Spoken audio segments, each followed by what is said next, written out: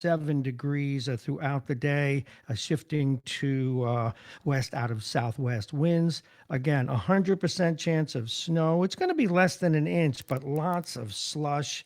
It's going to be difficult out there for your drive this morning. And in a few minutes, we will share the school closings with you. Again, Wednesday, the 11th of December, 2019. You're listening to Radio Westchester. This is Mornings with Bob Marrone. I am Bob Marrone, and welcome to the third day of us testing out our remote equipment. We do have a bit of a music hickey today as we work through some of these issues, but welcome to participating in all of that.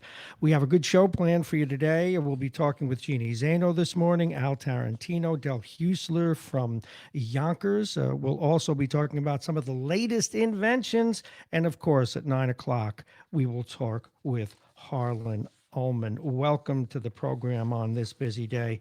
We will get to those school closings in a moment, but first I want to get to the headlines. Wet, heavy snow causes school delays and sloppy morning commute.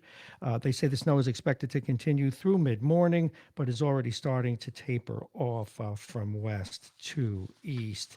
In Yonkers, a driver is charged with fatally striking a 3-year-old in the weapons cache case. A plastic surgeon asks to remove his ankle monitor. We'll tell you what the judge said.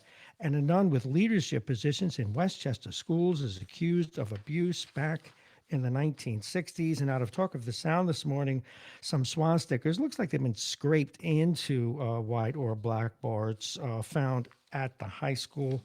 19 and counting, according to that story. And the Yanks got their big fish.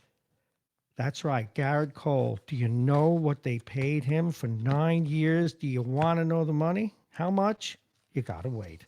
This is Radio Westchester. Welcome to the program. And our civil service comes first. We're going to go over some of the school closings and delays. These are only here in Westchester, and we start with the Ardsley School, 2-hour delayed start. Aunt Bessie's Open Door Daycare in Peekskill, delayed start, 9 o'clock. Bosie's, Putnam, Northern Westchester, Yorktown Heights, 2-hour delayed start.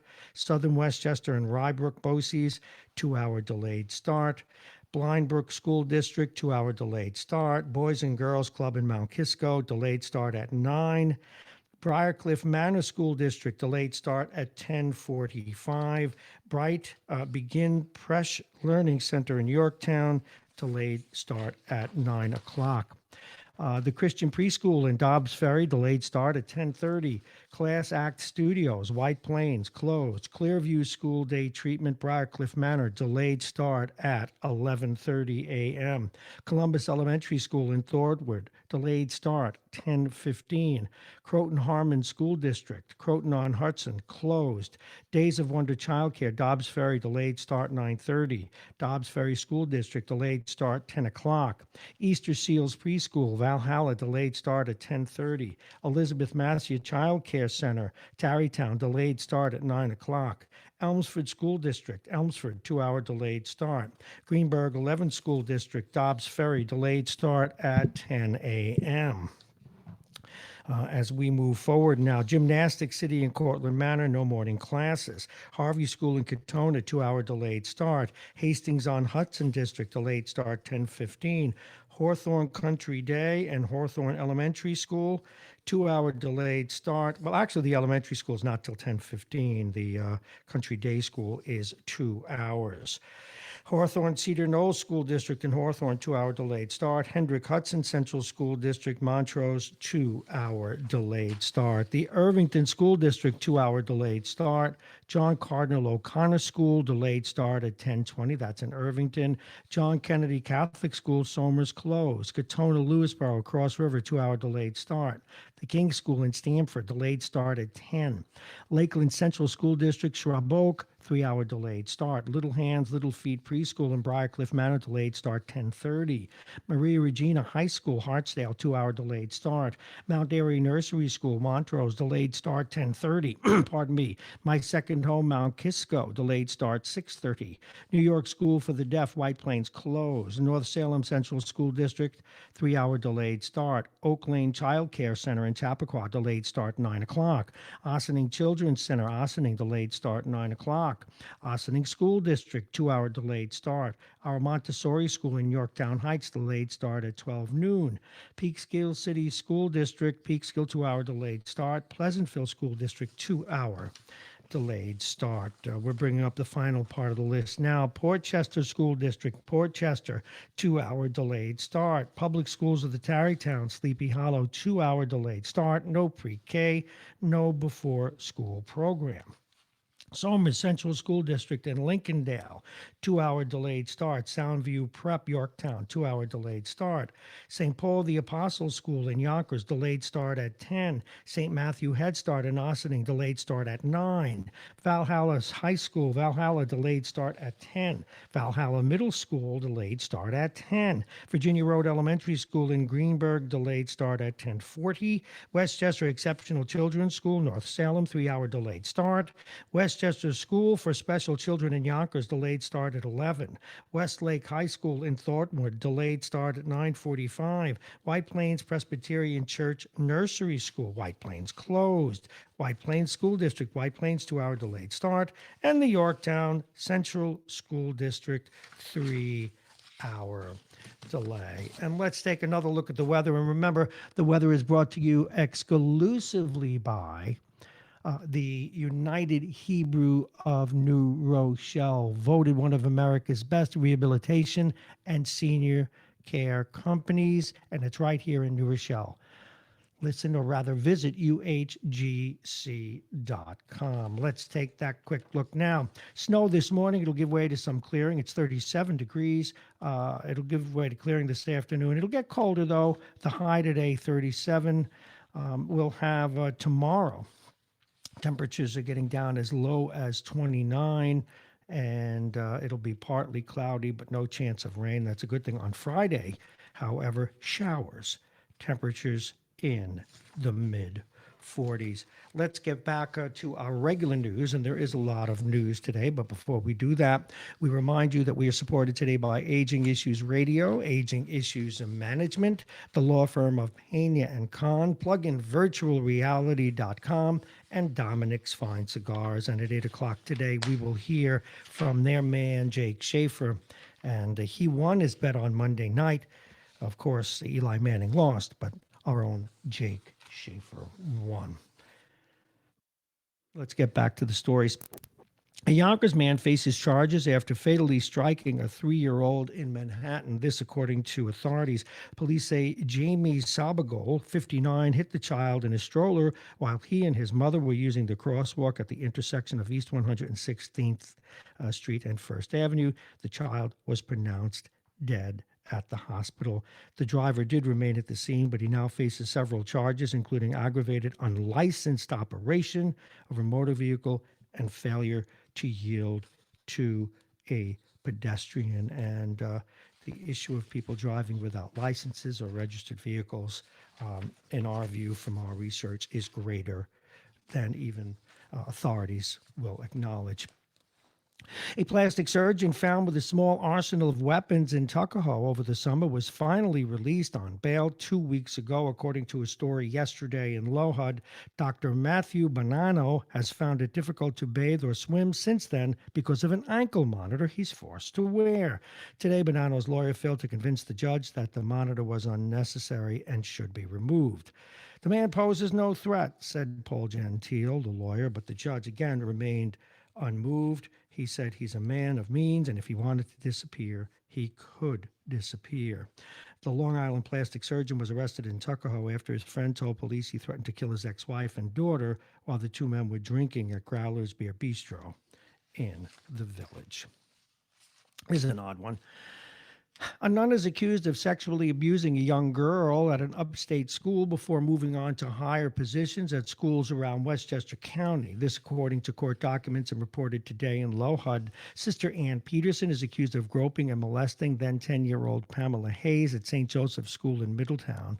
throughout the mid 1960s. It accuses Peterson of asking Hayes to stay after school and then abusing her by kissing and putting her hands under her clothing.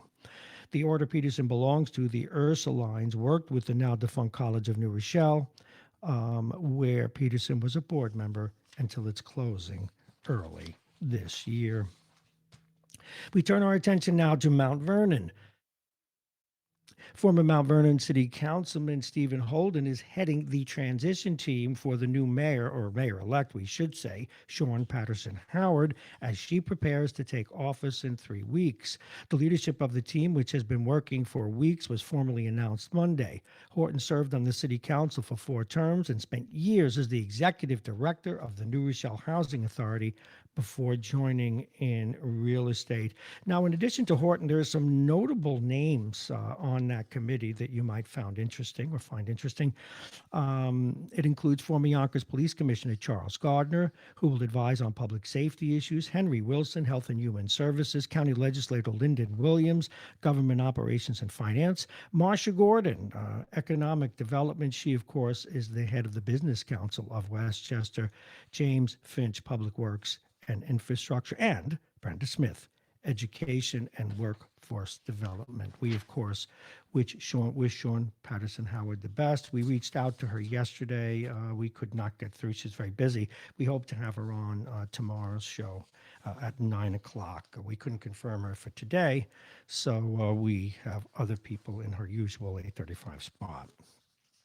This out of Talk of the Sound, and it's a story that hasn't bubbled up, and frequently these stories do from Talk of the Sound, but nonetheless, they consider the source. Indeed, New Rochelle police recently responded, to multiple reports of swastikas at New Rochelle High School. 2 swastikas were located on November 21st in the boys' bathroom near the lower cafeteria, said New Rochelle Police Captain Cosmo Costa. 2 more were found in the following day, one located in the boys' bathroom in the athletic director's office. The school took photos, then removed the swastikas, according to the police official. The superintendent of schools, Laura Fejo, had this to say: the district is troubled that multiple swastikas have been found in our schools over the past few weeks. The symbols were immediately removed. We recognize this type of graffiti as an act of hate. We will identify those responsible so that they may face appropriate consequences. And just a comment about this. That is one symbol that kids, being kids and idiots, they probably don't even know what the swastika really means, but they should realize that it's a sign of hate nonetheless. At least that's just a little commentary. The kids do stupid things. I don't want to make this too big a deal, like they're anti-Semites running around the school system. I'm not. I wouldn't infer that from that story. But here's the one you've all been waiting for. That is those of you who are Yankee fans. Yes, the Yankees landed Garrett Cole. They added him to their rotation. Do you want to know how much he's going to get over 9 years? Do you think it's $100 million? Do you think it's $200 million? Do you think it's $250 million? Guess again. It's $324 million. That is just incredible. Over 9 years to throw a baseball. Well, you know what? These are the people that people pay to see, and if they can get it, good for them. Is it obscene as a number? Yes. But it is market driven, and we will always side with the market, and better that one of the performers should get the money. Although the owners have to make money too. They have a lot of risk, but what value in a baseball team, and what value is this contract to Garrett Cole? Boy, he better win 20 games. Moving on, excuse me. I got a frog in my throat today. A frog I have often talked to and said, you don't belong on the radio. Well, we've got a caller already. We will put that caller on hold and ask that caller to wait there for just a moment. All righty, a Yonkers man reunites with firefighters who saved him from a car crash nearly 10 years ago. This is kind of a sweet story out of News 12 today. Firefighters at a Yonkers Fire Department were treated to a special surprise 10 years after one Christopher Roman, a man they saved from a fiery car crash in 2010, visited the firehouse And he was, this was a man who was revived. He was almost gone, and he visited the firehouse to say thanks. And we are now passing through 644. This next story out of Aloha today. There was a deadly shooting in Poughkeepsie Monday afternoon. Police say one person was shot around 1:30 on Morgan Avenue.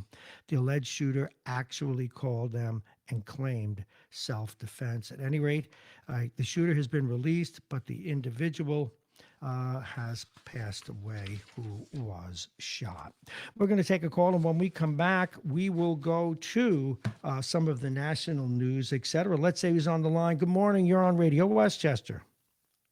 Hey, Bob. How you doing? This is Vince. Good morning, Vince. What's going on? Just trying to give a little report on what occurred at City Hall at the hearing on I knew you would be calling, so please go ahead. Well, here's the thing. The city of New Rochelle, as you know, has a fee for collecting your garbage, which some people were annoyed about. Now they're about to vote a new fee for the use of your sewers. And the logic, if you read the legislation, it said that the sewers need to be updated and to pay for current and expected expansion. We're talking about the developers now. But here's the thing. This is not a fee meant to repair our sewers. There is no sunset provision in this law. This is a permanent fee every year, ad infinitum. And what's worse, in my opinion, as it says very clearly in the purpose of the legislation, this is a complete takeover of all costs associated with the sewer system, with the department. Salaries, benefits, maintenance, building upkeep, everything associated with the entire cost of operating that department is now taken out of the taxing part of our budget. Now, which department are you saying? The Department of Public Works that handles sewers. Because one of the things that you can look forward to at 8:20 today, we'll be talking with Al Tarantino about that meeting last night. So you want to listen in. Well, yes, I spoke at it, and I hope these council people understand that what they're actually doing here is restructuring the very nature of municipal government. This is not a fee meant for a temporary fix, like the garbage fee was, but it's permanent now. This is a reallocation as to how basic municipal services are paid for. Now, there was an argument some time ago when they instituted the garbage fee. Well, look, don't collect my garbage. I'll do like they do in some communities. I'll have a private carter take my trash. Well, they wouldn't let you do that. They said, you can get your own carter, but we're going to charge you the fee anyway. A fee is supposed to be something you willingly incur yourself. A tax is something you must pay. So, the legalisms here we can discuss another day. But there is no question as to whether you can change your sewer line or have somebody pick up your human waste. Okay? You have your sewers with your house. Now they are associating that with a fee, as if it's voluntary, in order to take it off the tax rolls. Now the mayor very nicely said, I'm revising the budget. No property tax request this year. Yeah, that's what I heard. I heard unofficially go ahead. Well, that's nice. If you're going to fill the hole with a fee and not call it a tax, it makes you look good. Now, I want to offer one other thing, and maybe other people can comment on it. Sure. I believe there are some winners and losers in this fee structure. If you look at how it's operated, people who own a nice house in certain parts of town will get one fee. But if you own a small little house, or you live in an apartment, or you have a condo or a co-op, you get hit with the same fee. Also, and they could not explain this yet, the distinction between residential versus non-residential. Residential is homes, dwelling units, apartments, and so on. Hotel rooms, each one will pay. Each one separately, yes. Each one. But then under non-residential, they're talking about, well, the same fee per unit will be assessed on commercial properties based on the acreage of the property, not the usage. So in other words, Iona College right now is over 2 acres, and that's the maximum you can be charged commercial. 2+ acres, no matter how big, you get 5 fees. 5, that's considered 5 units. At $68 a piece, that's $340 for entire Iona College with thousands of people using the bathrooms every day. Mm-hmm. My little 2-family house, where I don't even use it as a 2-family, but I get 2 fees, I'm going to pay $136.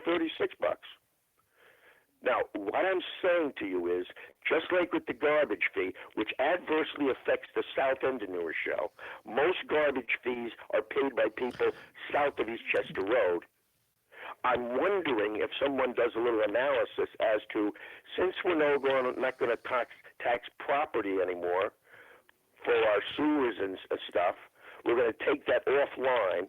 Let's see how this fee structure also discriminates against the south end of town. Well, we should take a look at that. But also, and I'm just putting this out there. I don't have a horse at all in this race yet. I'm trying to run it through my head. It's been explained to me though that if it was a tax and not this fee, as it is proposed, that all of these other nonprofits and other developers, your taxes would indeed go up.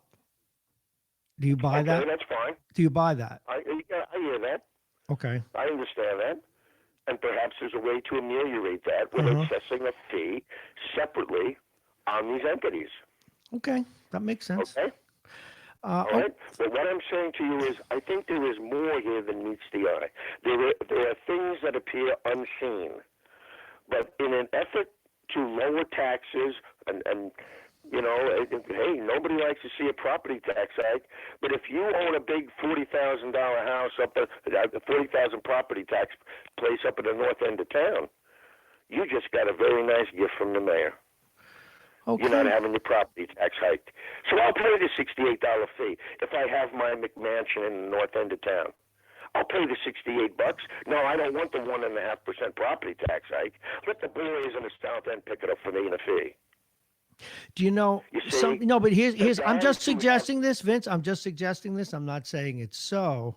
I hope one notion that this is coincidental is true. I find it difficult to think that someone with a $40,000 tax would be troubled by an increase in taxes of de minimis, but we shall see. Of course they're not. We all know, Bob, that rich folks don't worry about money. We know that. But what I'm saying to you is they do vote, and they do run this town. Okay. And we all know that. Vince, thank you very, very much. Don't be a stranger. And listen in at 8:20. Al Tarantino will ask him these very questions. Yeah. Thank you very much. Ask him about how the fee is distributed around the town. I will. Consider it done. Bye-bye. Hey, thank you very much, Vince, everybody. And we're going to take a quick break. And then when we come back, we're going to cover some local, or rather regional and national news. And we're going to share the weather with you one more time. Now, if I can get this thing to cooperate, we will do that. Da-da-da-da-da. Let's see if we can hear that now. All right, we'll be right back.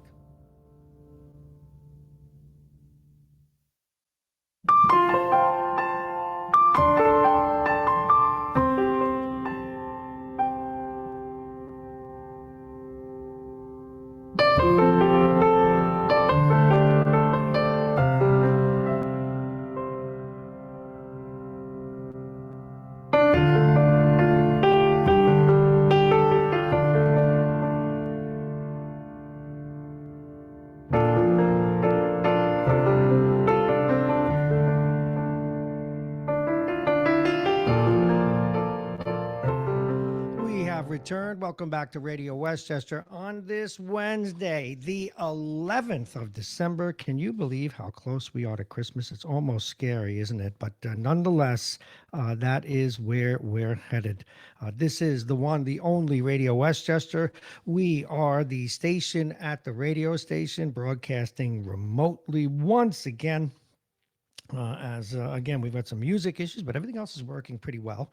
We just got to incorporate our video. And once again, We will be, no matter where we are, broadcasting on all of our outlets. We are Marrone. This is the morning show with Bob Marrone. I am Bob Marrone. It is 37 degrees and the snow is tapering off here across Westchester County. It will be slushy. The commute is affecting northern Westchester much more than down here. Down here in New Rochelle, the Sound Shore, all the schools are opening on time. Now let's take a look at our sponsors, Aging Issues Radio, the law firm of Pena and Kahn, pluginvirtualreality.com, and Dominic's Fine Cigars. And we'll be hearing from their man, Jake Schaefer, at 8 o'clock on his wager, because he took 9 points with the New York Giants 2 nights ago, but we'll find out how he feels about Eli Manning and would he bring him back. Now let's take a look at the weather, and the weather, of course, is brought to you exclusively by our friends at United Hebrew. They are based right here in New Rochelle, an award-winning senior care facility. Again, snow this morning. Most of it's already tapered off. It'll give way to some clearing this afternoon. Colder. We might get up to 37 with a little luck. The wind out of the north-northwest at 10 to 15 miles an hour.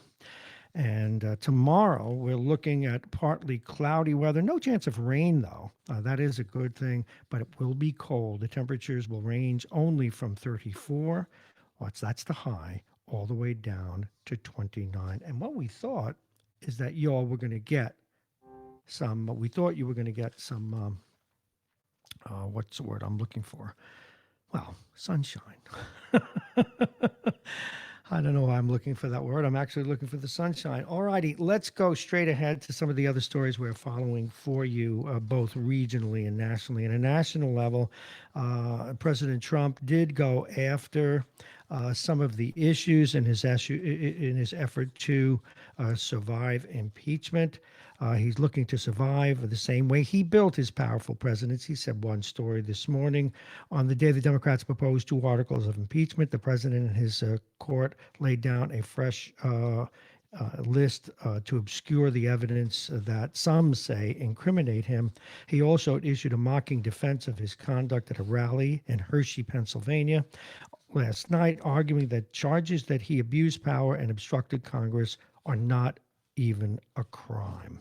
Everyone said this is impeachment light. He said, this is the lightest impeachment in the history of our country by far. It's not even like an impeachment. And Attorney General William Barr, meanwhile, reprised his role defending his boss and dismissing him out of trouble, saying his department's watchdog that debunked Trump's repeated claim that a deep state coup tried to bring him down.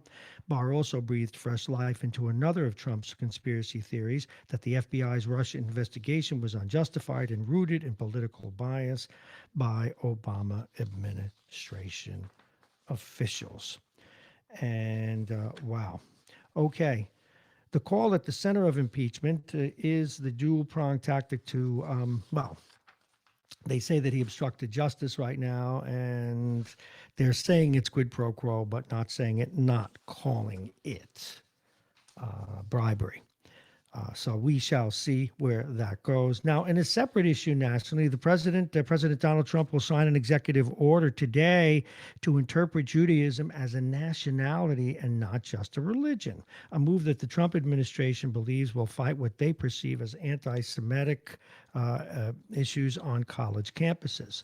The impending order was first reported by the New York Times. It's an order that would allow Trump to take further steps to combat anti-Israeli settlements and divestment movements on college campuses by requiring colleges and universities to treat those movements as discriminatory in order to keep their funding.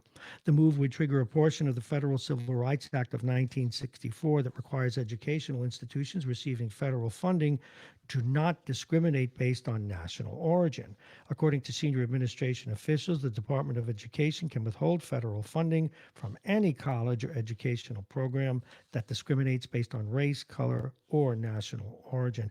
Now, that is a very, very interesting thing. On one hand, it's nice if it is intended indeed to discourage and condemn, even if you will, anti-Semitism.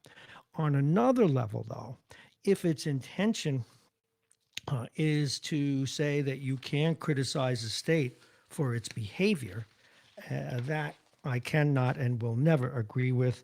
That's the no state, including Israel, one of the other two countries besides my own that I would risk my life for, should be immune from criticism. We cannot be any more anti American than that.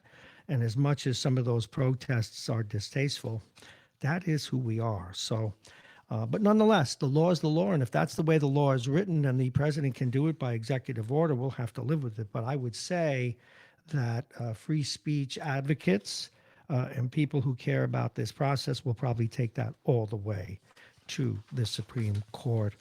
Let's take a look at some of the sports issues that are making news. The Rangers lost last night 3-1 in what was considered to be an absolutely listless game. 3-1 is not a bad outing, but nonetheless, they didn't do very well. And it seems that after they play a couple of good games, they have a letdown, which is common with young sports teams, particularly young hockey teams. Carlos Beltran's in the news today. His name has surfaced in conjunction with accusations the Astros used electronic surveillance to steal signs in 2017 when he was a member of the team which won the World Series. He declined to comment in winter meetings when asked about his level of concern, and he said, honestly, on the Houston situation, I don't have any comment for the respect of the process that has been happening, or in respect. So I am here to talk Mets baseball. Asked if he expected to manage the Mets on opening day, he said, I'm looking forward to managing the ball club. Now, Alex Cora, who was Houston's bench coach in 2017, has also declined comment on accusations he was involved. Now, I would say this from everything so far that we've read, what those guys should do is just take the fifth, okay? Because I don't know how they escape being involved with this. Now, another story broke today out of the New York Post and out of San Diego. In the wake of too many damn home runs defining 2019, that baseball season, Major League Baseball will reveal its findings today on what exactly went down regarding the baseball. Two industry sources confirmed a Yahoo Sports report that an announcement will be made to discuss the controversial matter. Now, listen to this. As a matter of record, 6,776 home runs were hit during the regular season. And yes, the baseball we know so far had less drag, allowing them to travel further. Due to the abundance of complaints, Manfred commissioned a study. Now, among the solutions baseball could propose, once they figure out what happened to the baseball, is a tightening of the specifications of an acceptable ball's coefficient of restitution, whatever in God's name that means, or its bounciness. Okay, so it's bounciness. Eventually, if problems persist, the industry could change from hand-sewn and stitches balls to synthetic balls, which would create more uniformity. Synthetic balls, that sounds painful. All right, that is some of the national news. Again, the president fighting back. That's his right. You would think that he would. I think of all the stories today, there's really no news coming out of the impeachment, except I think one thing that the sentiment, not necessarily, we're not talking about the truth. The sense is, I don't think there's any way that the president's going to be removed from office. And I think that there were probably more things in the Mueller report had people read all of it and cared about the nuances there than there are now. But what really it boils down to is, did the president, and I'll just put my cards on the table, was there quid pro quo? Yes. Would you remove a president for it? I don't think the country, which is the most important in a democracy, the people, and I think the majority of people don't want to see the president removed from office. It's narrow, but nonetheless there. I don't think that this rises to the point where people are going to worry about waking up every day. But I think there was a piece, and I'm going to go to it in a moment, written by Ari Fleischer. You may remember Ari Fleischer. We've met him a couple of times on the stump here in Westchester. He's a Westchester guy. He wrote a piece in, I think it was Newsday last week, or not Newsday, excuse me, in, I know I have the newspaper. Well, it's less important than than what he wrote because it appeared in many newspapers across the country. Ari Fleischer. And I'm going to paraphrase it, but the essence is censure Trump, don't impeach him. And I kind of like this. If the Democrats strive to impeach and convict President Donald Trump is going to be successful, they need to persuade Republicans who have misgivings about the president to support their bid to remove him. They have failed. He says, I know, because I'm one of those Republicans. I voted against Trump in the primary and left my ballot blank in the general.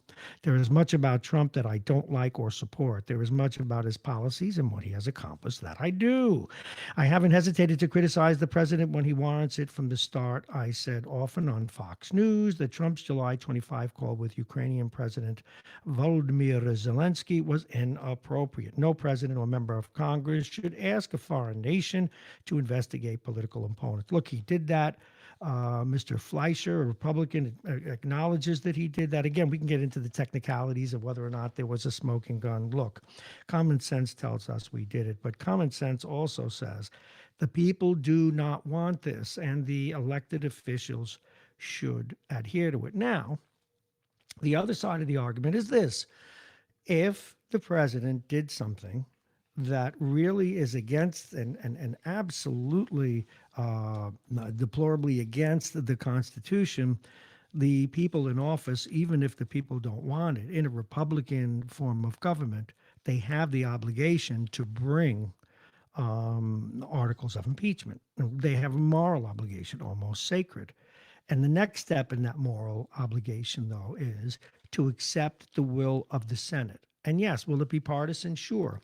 But the standard here clearly is you've got to have the other party or you can't and should not do this.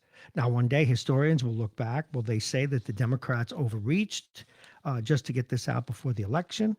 And that will be something that will damn them. Well, not damn them forever, but at least in their minds, if indeed it is true, they acted in what they thought it was their duty. Equally, if one day the Republicans who will certainly vote for the president not being removed from office, history will judge them as well, either that the bar was crossed and they did not act, in which case that history will look very poorly upon many of these people, or we will look back on it and say it was a wise move, let elections do it.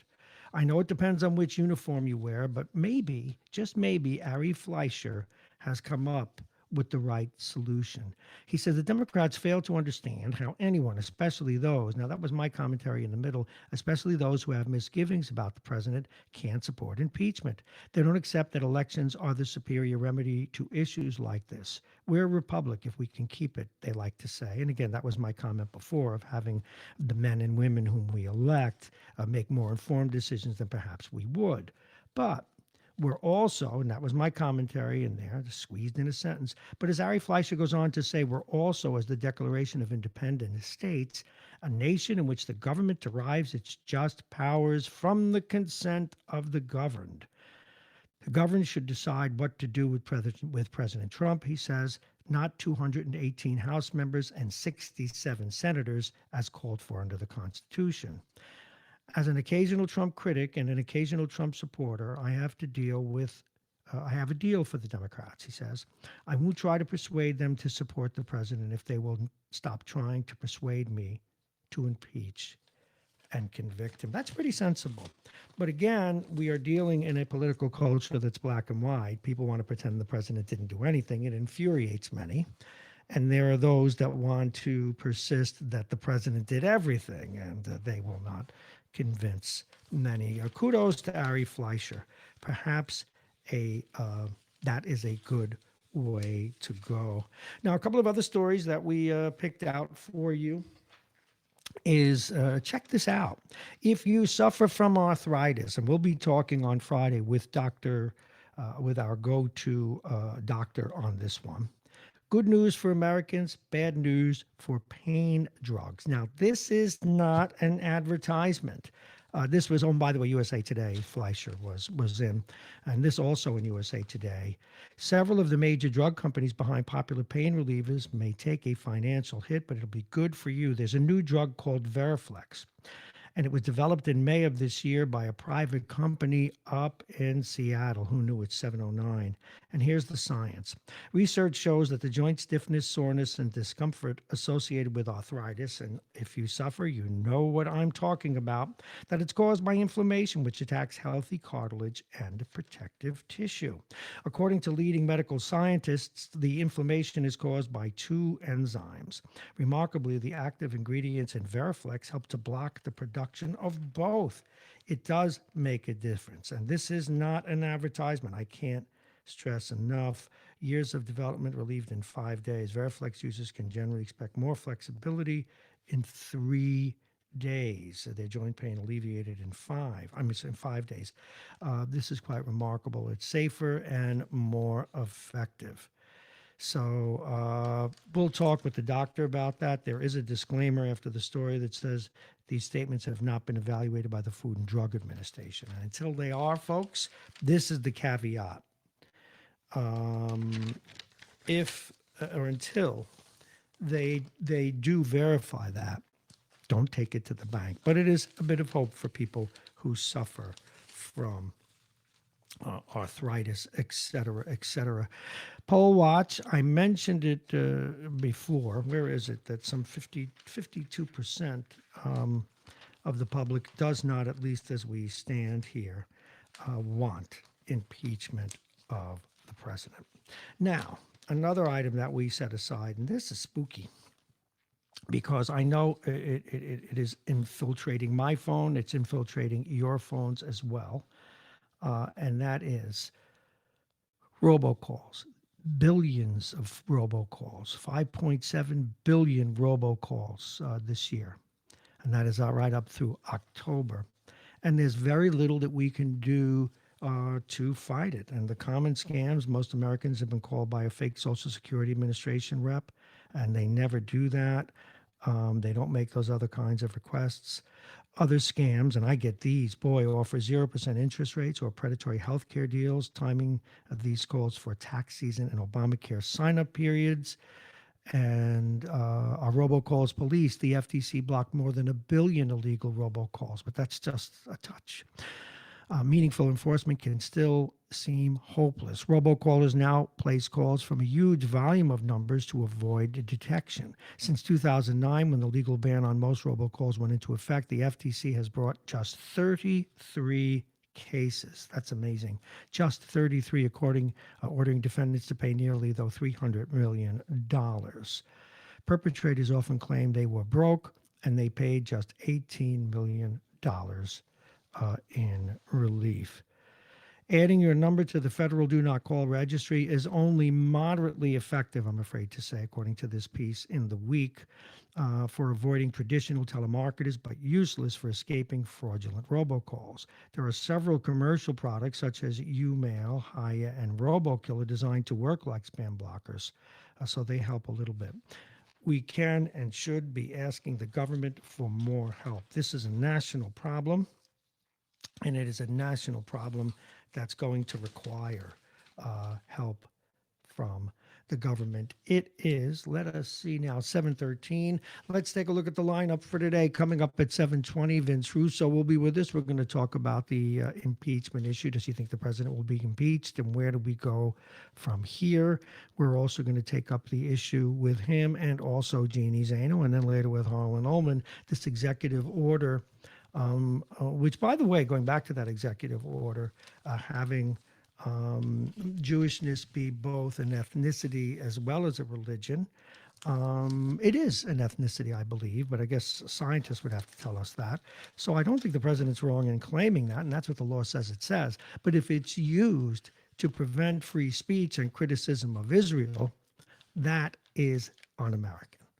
Israel, once again, is a country, and those of us that love freedom and that love Israel need to accept the fact that she, like every other country on earth and our very own, is subject to criticism. It's healthy, it's proper, it's necessary. So we shall see where that goes. So Vince will be with us. Jeannie Zaino will be with us after that at 7:35. Jake's in at 8 o'clock to defend his win on Monday night and talk about some of the picks he's percolating for Friday. Al Tarantino joins us. We'll be asking him about the budget now here in New Rochelle. There will be no increase, but there will be this new outflow fee, which many, though, in government say actually keeps taxes lower. We'll ask Mr. Tarantino about that. We'll also ask Mr. Tarantino about Vince's heartfelt question. Does this favor one part of town over another? Has that discussion been a part of that? Del Husler, he is the managing editor and publisher of the Yonkers Insider. He'll be with us, and we'll be talking with a man by the name of Andre Warrich today. There are new inventions that happened this year. They're really interesting.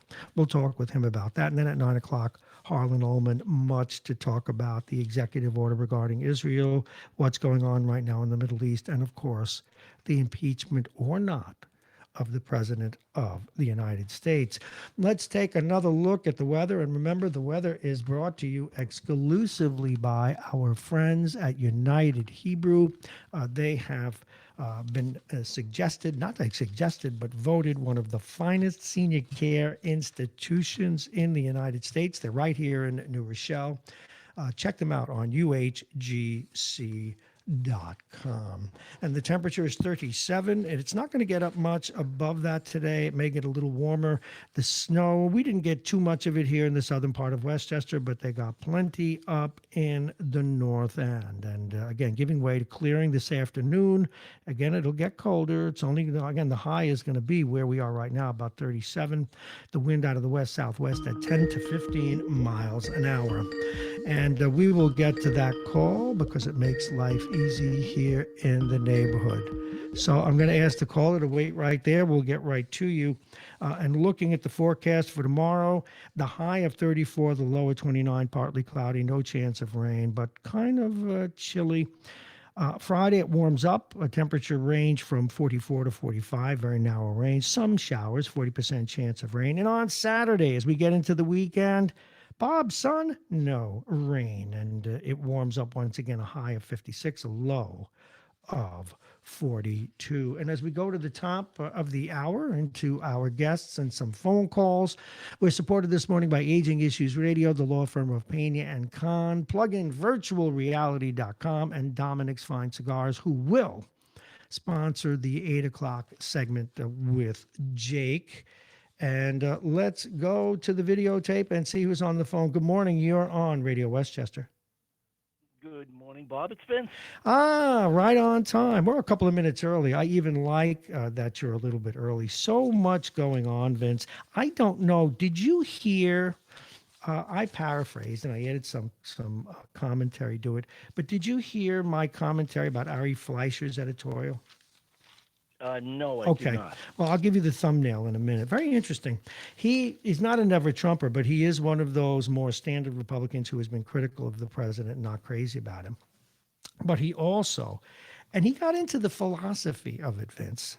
The philosophy being, as the Republic, we place a sacred trust in our elected officials to be more informed and understand the Constitution and the law and issues better than we do to act on our behalf.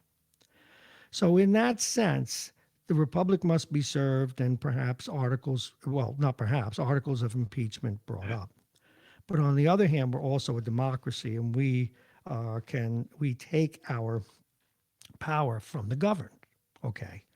So what he says is he thinks that should rule the day, that because they know they're not going to get the president impeached. And what he said was a compromise, if both sides would do it, might have been censure of the president, because clearly he doesn't deny that he did it. He's not putting that fake information out there that the president should not have, and he agrees, should not have asked a foreign power for help in a local election.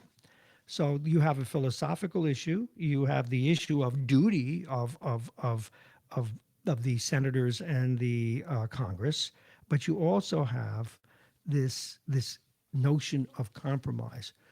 What do you think about his editorial? I mean, I'm not saying we should select it. I liked it, but I also, when I got to the part that he acknowledged, are we a republic or are we a direct democracy?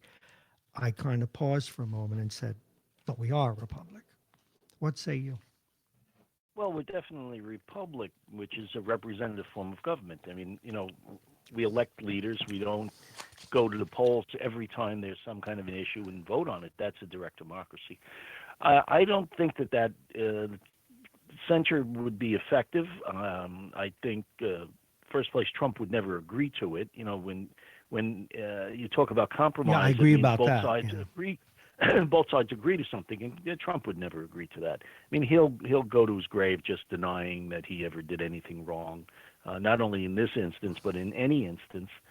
I think the shame is that on the one hand, the Congress does have a duty and a responsibility to impeach a president who has committed what can be termed high crimes and misdemeanors.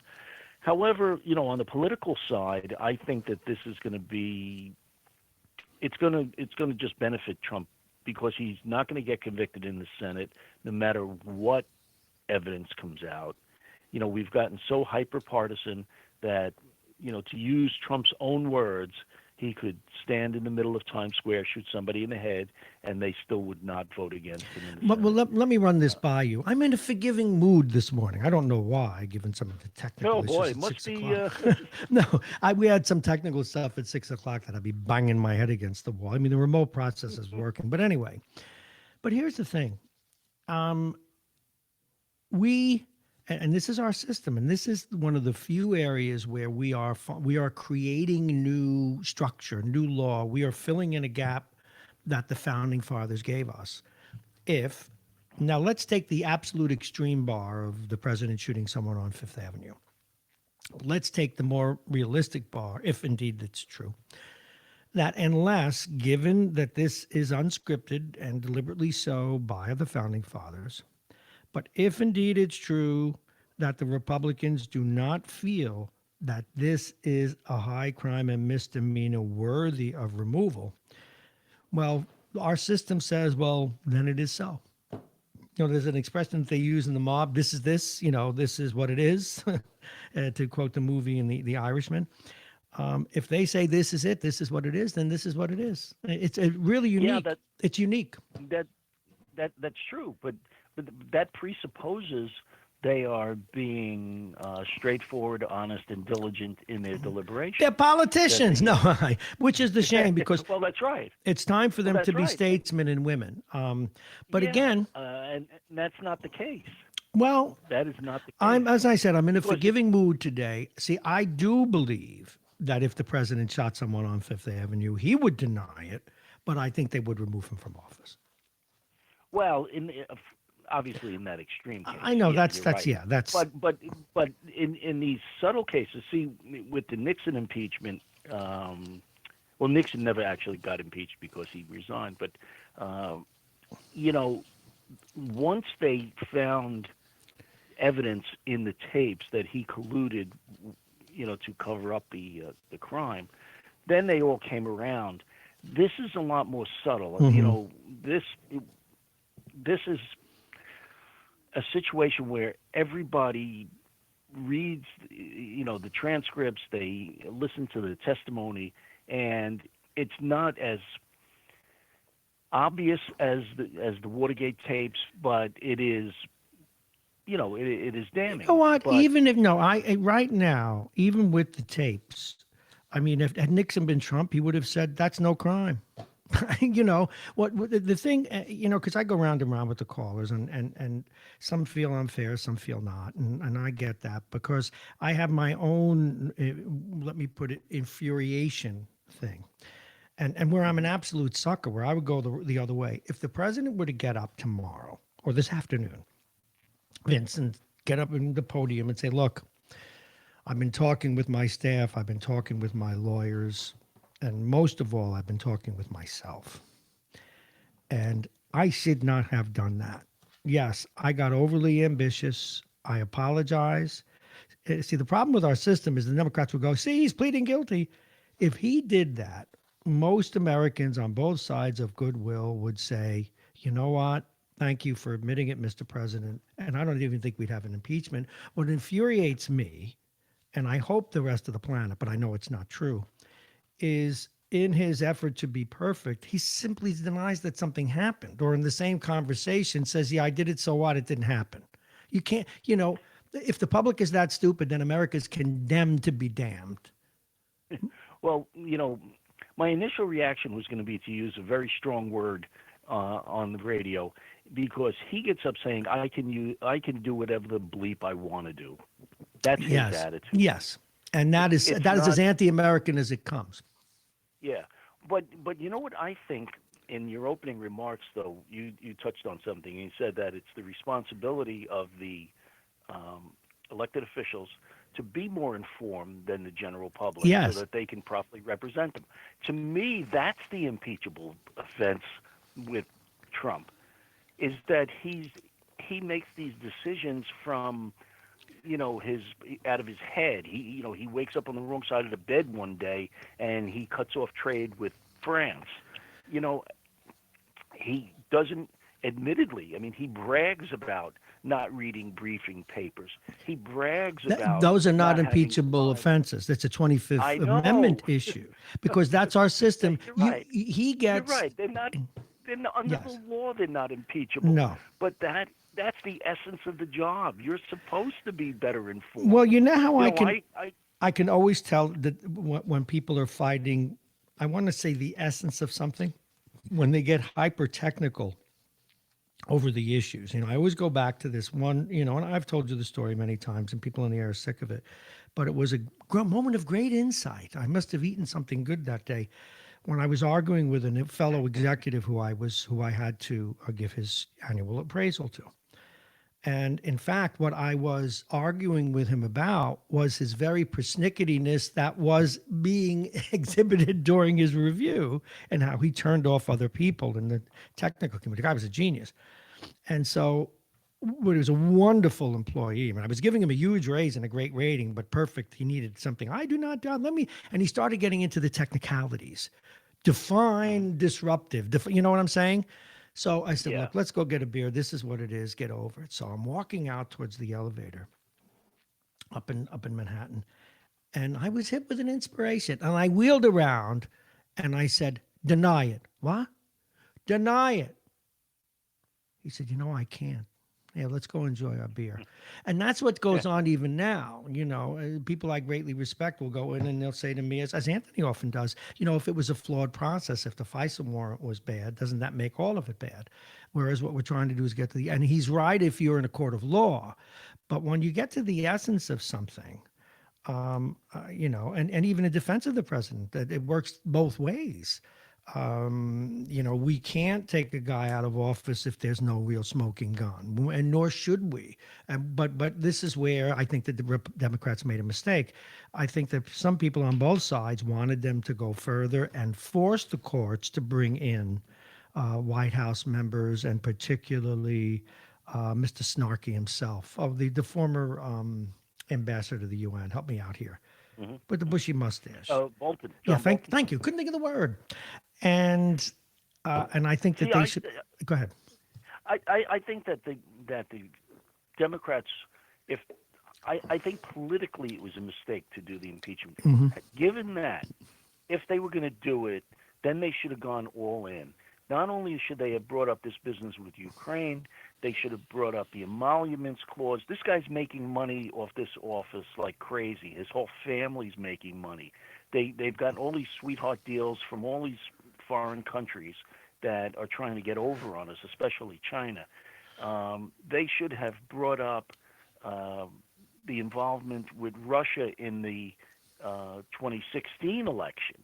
They should have brought up the Mueller report. They should have just lumped on as many charges as they possibly can. Vince, and if I may, just let me add a little leavening not leavening, maybe a little pepper. I think that if anyone read the Mueller report cover to cover, that would have justified impeachment. And woe be to timid Mr. Mueller for not drawing more conclusions, because that was a very complicated affair, and unless you read it. But there's another dynamic I wanted to ask you about. And once again, we're talking with Vince Russo here. This is Radio Westchester. It is 9:28, 37 degrees. We've got some slush out there, so be careful driving, please, across the Sound Shore. Here's the other dynamic, and it's just something that almost a bubble we need to place ourselves in, I think. One of the things that is motivating William Barr, besides loyalty to the president, that's clear, is he clearly believes in the strong presidency. He clearly believes that the president does need to act with a lot more, or shall I say, individualness, for lack of a better word, but that we need to keep the president strong so that things get done and decisions get made. And part of that is governing his defense of the president. But also, one of the things I'm beginning to infer is that a huge part of this country unknowingly is telling us something, which is that, and there's some justification for it. I'm not saying we should go that way because democracy is ugly. They're telling us that they don't like our form of government that always winds up in gridlock. And the greatest example of that is immigration, where I don't care if you like or love what the president's doing, you got to give him credit for at least trying. He said he'd build a wall and he'll do everything to do it, and he's ready to go and put mud pies up there. They're telling us that they don't like democracy such as we have it. No, they're telling us they don't like the way the politicians are practicing. Well, yes, but that's if you look back you get what you pay in for. our lifetime. We look at the various administrations, from Kennedy, Johnson, Nixon, all the way up until you got to probably Clinton. Both sides, the classic Ronald Reagan having drinks with Tip O'Neill. Both sides pushed for their agendas and realized they could never get all of what they wanted, and realized that they had to compromise. We actually had statesmen in these public offices. Now all you've got is this hyper-partisan crap where not only do you oppose the opposing party, where you say absolutely not to them, you oppose the people in your own party who don't agree with your far left or far right agenda. Well, yes. So how could anything possibly get done? And the American people are tired of it, but they're complicit in it because they vote for these people. They vote for people who have such extreme views. And it's funny because surveys inevitably say, we think Congress stinks. We think the whole bunch of them are awful. Yeah. But when they say, what do you think about your individual representative or your individual senator? They say, we love him. He's doing a great job. I know. And you're absolutely right. And it's frustrating because, again, the Congress can't get out of its own way. But I go back to this, though, Vince. You get what you pay for. It is the way our system was designed to work. What I think changed is everything around the system, 24-hour news cycles, our free speech, which is a wonderful thing, and we can't stop it. And I'm always talking with Jack Breslin about this, the professor of mass communications and ethics and journalism and all of that. He says, yeah, it's bad, but more is better. But what free speech has done, and here again in our system, or at least how we interpret free speech, it has allowed people to create fake narratives. It has allowed that, and it also even synthetic. Write down synthetic. Go ahead. I'm sorry. Yeah, it also has allowed people with the ability to influence vast numbers of people with very specific points of view that they're trying to push. So, in the past, only politicians and were had access to the news media and things like that. You go, even further back, most of it was just in your local community. People make speeches, et cetera, et cetera. Now everybody can have a blog. Everybody can have, a news show. Anybody can have anything. The internet, all of this tweeting and all this other social media nonsense. It's powerful and people stuff. Are able to, mm-hmm. It's extremely powerful stuff, and people are able to use that to push their own points of view, and their own points of view are very, very narrow. Well, yes, So, I just you want know, to throw something else out there for you to chew on. Again, my guest Vince Russo coming up soon. We'll talk with political scientist Jeannie Zaino. Do you know, for people who listen regularly, may wonder why I've never pounded on the bribery issue, even though I understand what quid pro quo is, because something that a conservative that's not all focused on defending the president. Now, if I were pushing some conservative values and arguing those points, do you know what I'd be screaming about? Do you want to hear about bribery, folks? The people like Elizabeth Warren and Bernie Sanders, they want to bribe the public with free everything, no borders, free education, free cell phones, free this, free that. Don't, that's bribery, but yet language matters. It's not bribery. It's legal. The same way there is corruption and there's pay to play. Pay to play is legal. Corruption is not. Where do you draw the line? A corporation gives someone $2 million and then all of a sudden they can poison you because the government's slow to check on them. That's corruption, but it's legal. So the words bribery and corruption, we need to be very, very careful because the people on the far left want to bribe voters. And now you saw this other thing that you didn't hear it, and we'll talk about it in a moment. It's a story with a really philosophical, and I love that stuff because I'm a dork, but it's the same thing that the president's trying to do now to help out Israel and to stamp out anti-Israeli rhetoric in colleges, which is, but yet there's a lot of, he's doing something I think that he's absolutely okay and right to do, and we've got to get to that other call, absolutely okay and right to do on one hand. But also, I question his motives. He signed an executive order, or he will today, to call Jewishness not just a religion, but an ethnicity. And I kind of agree with that. It is an ethnicity, and I think most people would agree.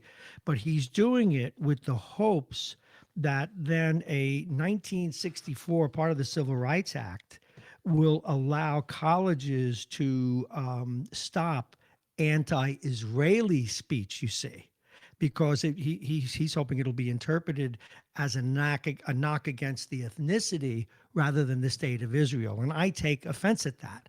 But tell me that isn't a sticky one for the Supreme Court. Well, it's awful.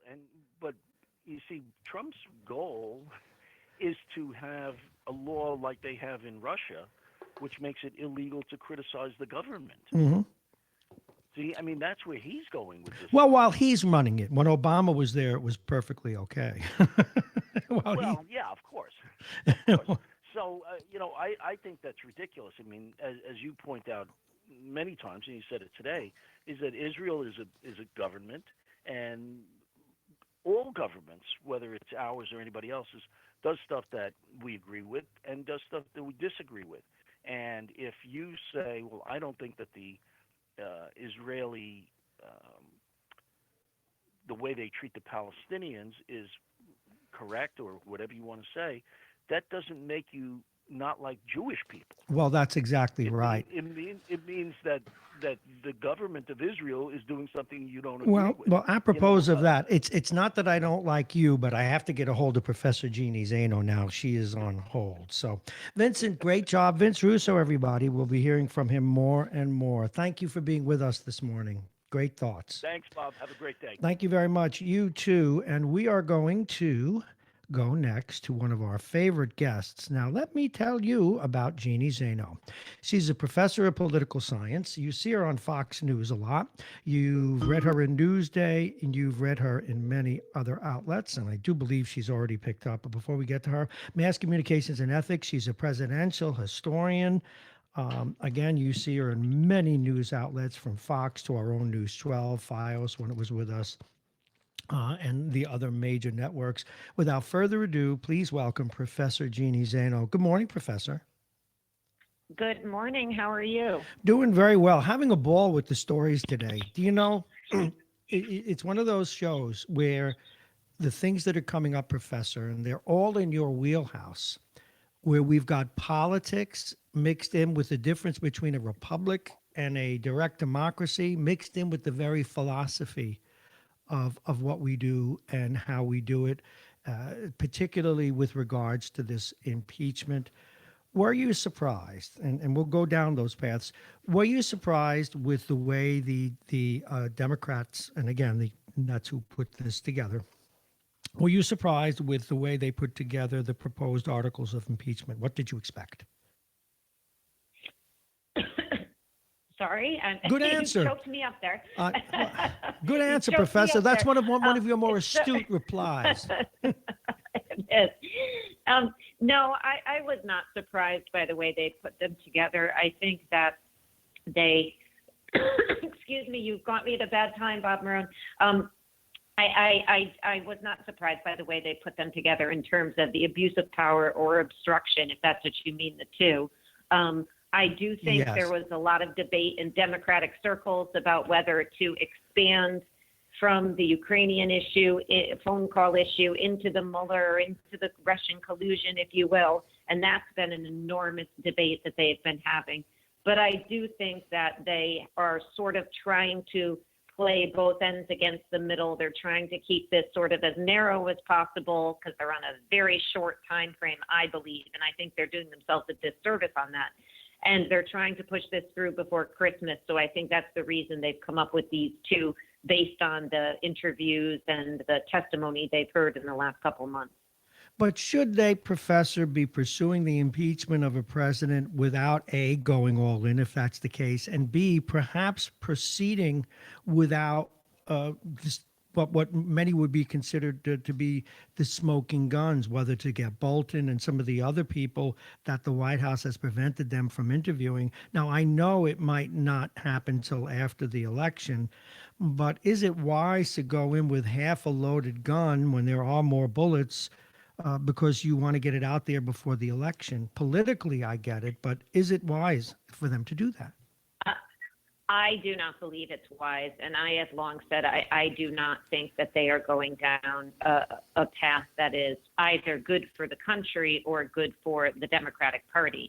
I do think that when you're going to pursue something as serious as impeachment, you have to put the political calendar and calculations as far as possible. I understand that's difficult to the side. If you're going to commit to doing this, I think you do have to go all in, which would mean maybe not even waiting for the courts to make a decision on who can testify and who can't, but certainly pursuing all of those avenues while you pursue, these articles. And what they've decided to do instead is to pursue the articles and do this before Hanukkah and Christmas, and then set up for a trial in January. So by February, we can have Iowa, New Hampshire, Nevada, South Carolina.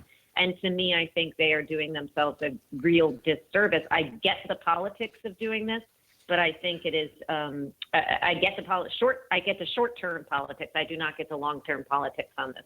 No, I kind of agree with you. I don't know if you had a chance. I know you read all the newspapers because of what you do, as I do. And there was a piece by Ari Fleischer. I don't know if you saw it. It was out in USA Today about a week ago, and I've been saving it for when it had the most meaning.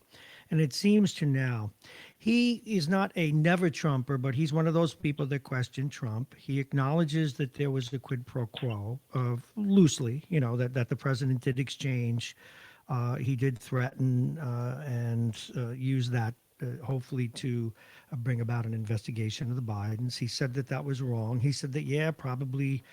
He didn't say if it rose to the level of taking him out of office, but he also got into the fact that it almost was a battle between two notions: democracy, the consent of the governed, versus a republic.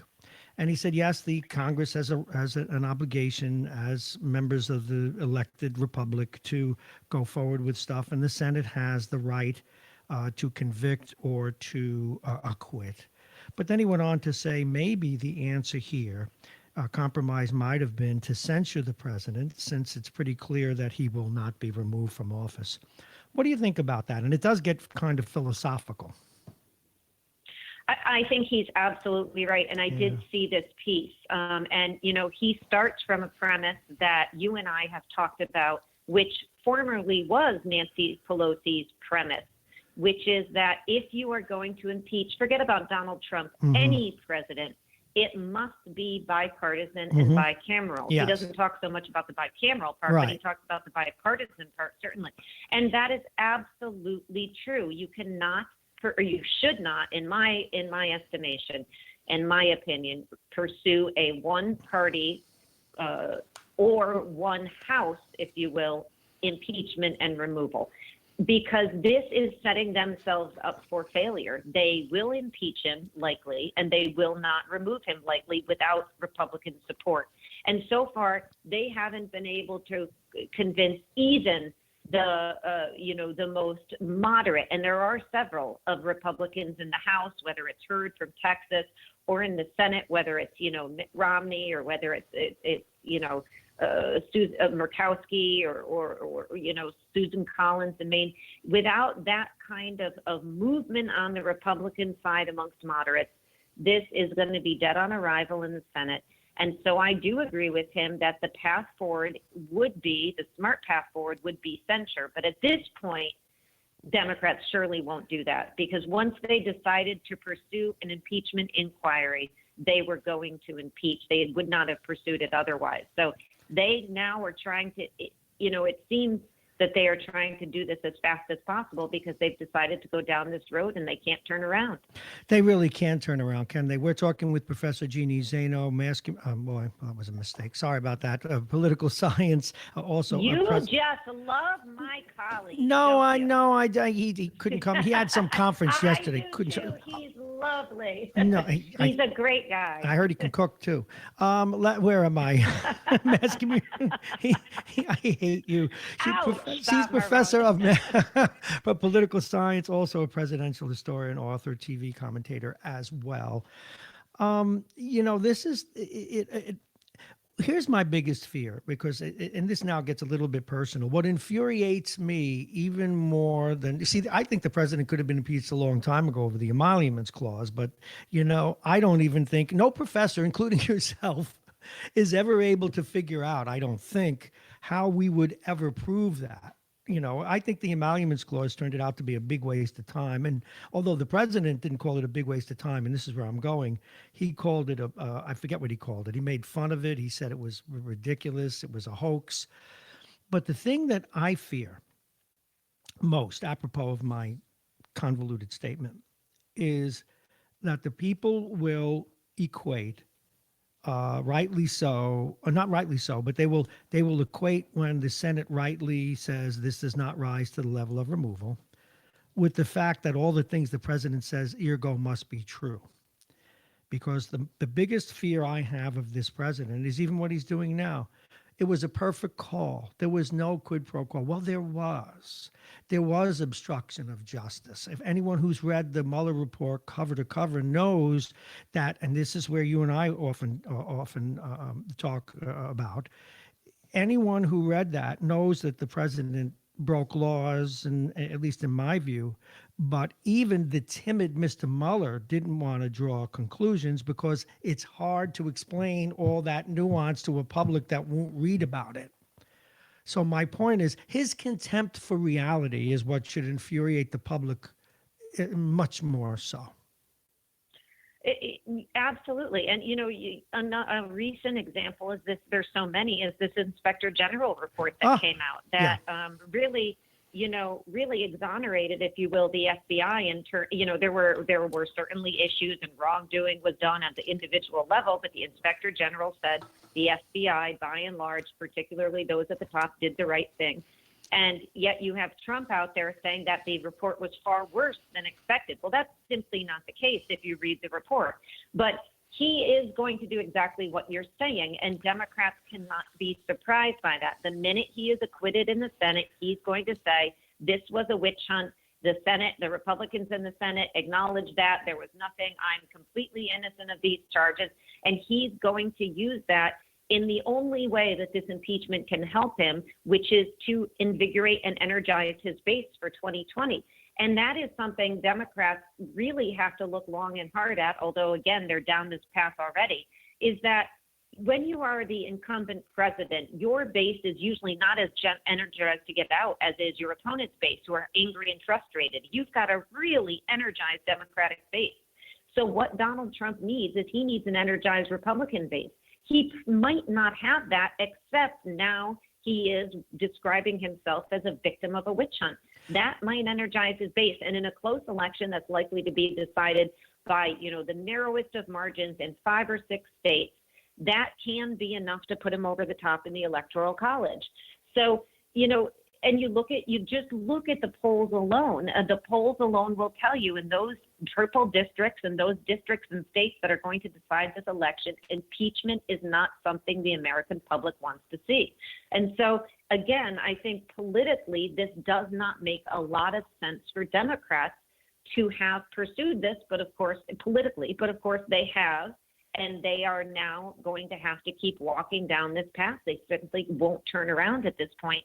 But I think they're going to kick themselves if in the end they find out that this works to the president's, electoral benefit, which it very well could. But there are two other things to think about. One, and I'd like your comment on both, there is the possibility, though, a lot of people didn't vote in the last election who were in the middle because they weren't energized.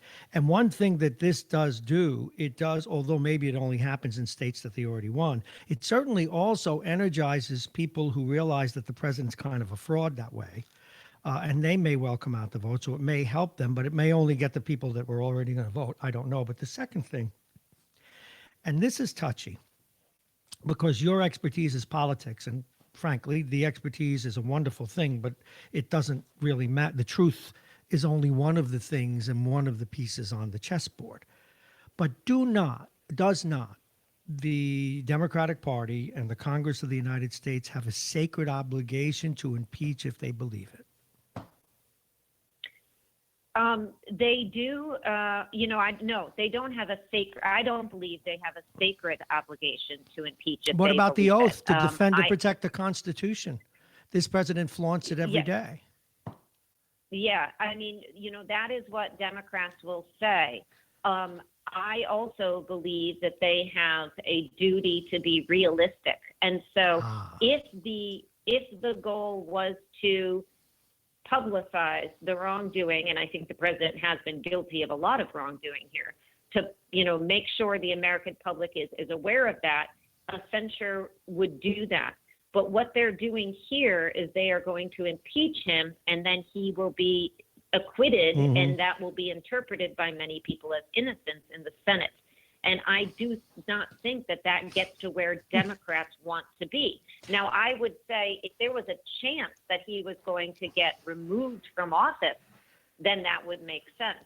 But, I don't think it's ever wise to move down a path where the end result is determined at this point. And again, barring some other thing we don't know about, is determined at this point.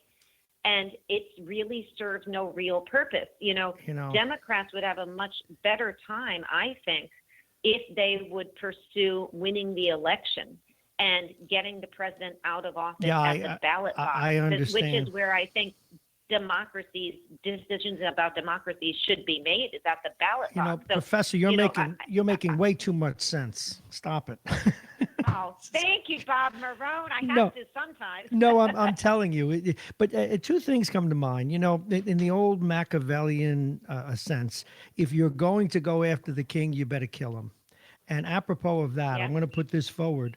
If I were running the president's campaign, I would use the acquittal as the, if you will, the lords of political washing away of sins and illnesses. When he gets acquitted, it will absolutely wash away everything else. And he'll say, see, it's all ended now. I've been in the ultimate court. Everything I do was fine. And I would do that if I were he. I hope they're not successful at it, but I do believe that that's what I would do.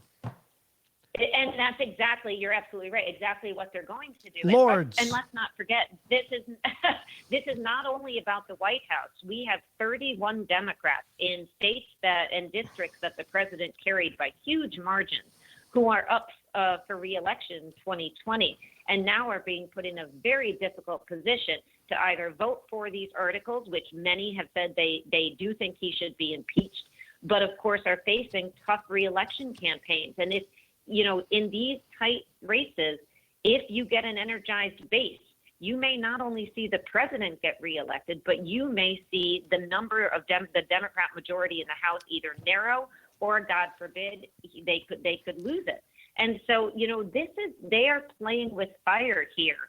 And that is where I think, Democrats really have been, Nancy Pelosi, I think, was, pushed on this by her progressive wing and by the liberal wing, who have been intent on doing this.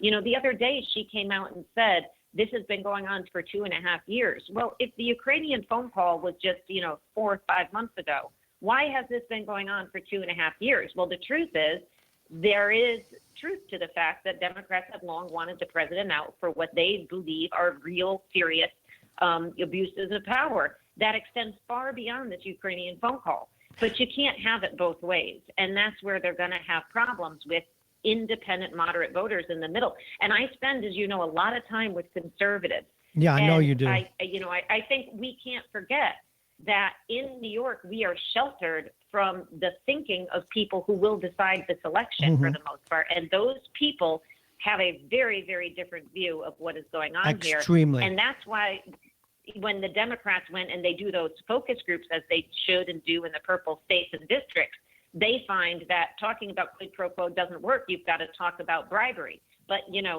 that's also not working at this point, because those people have a very, very different view of this, and conservatives, I mean, by those people, and independents and moderates than do the progressives that we so often hear about.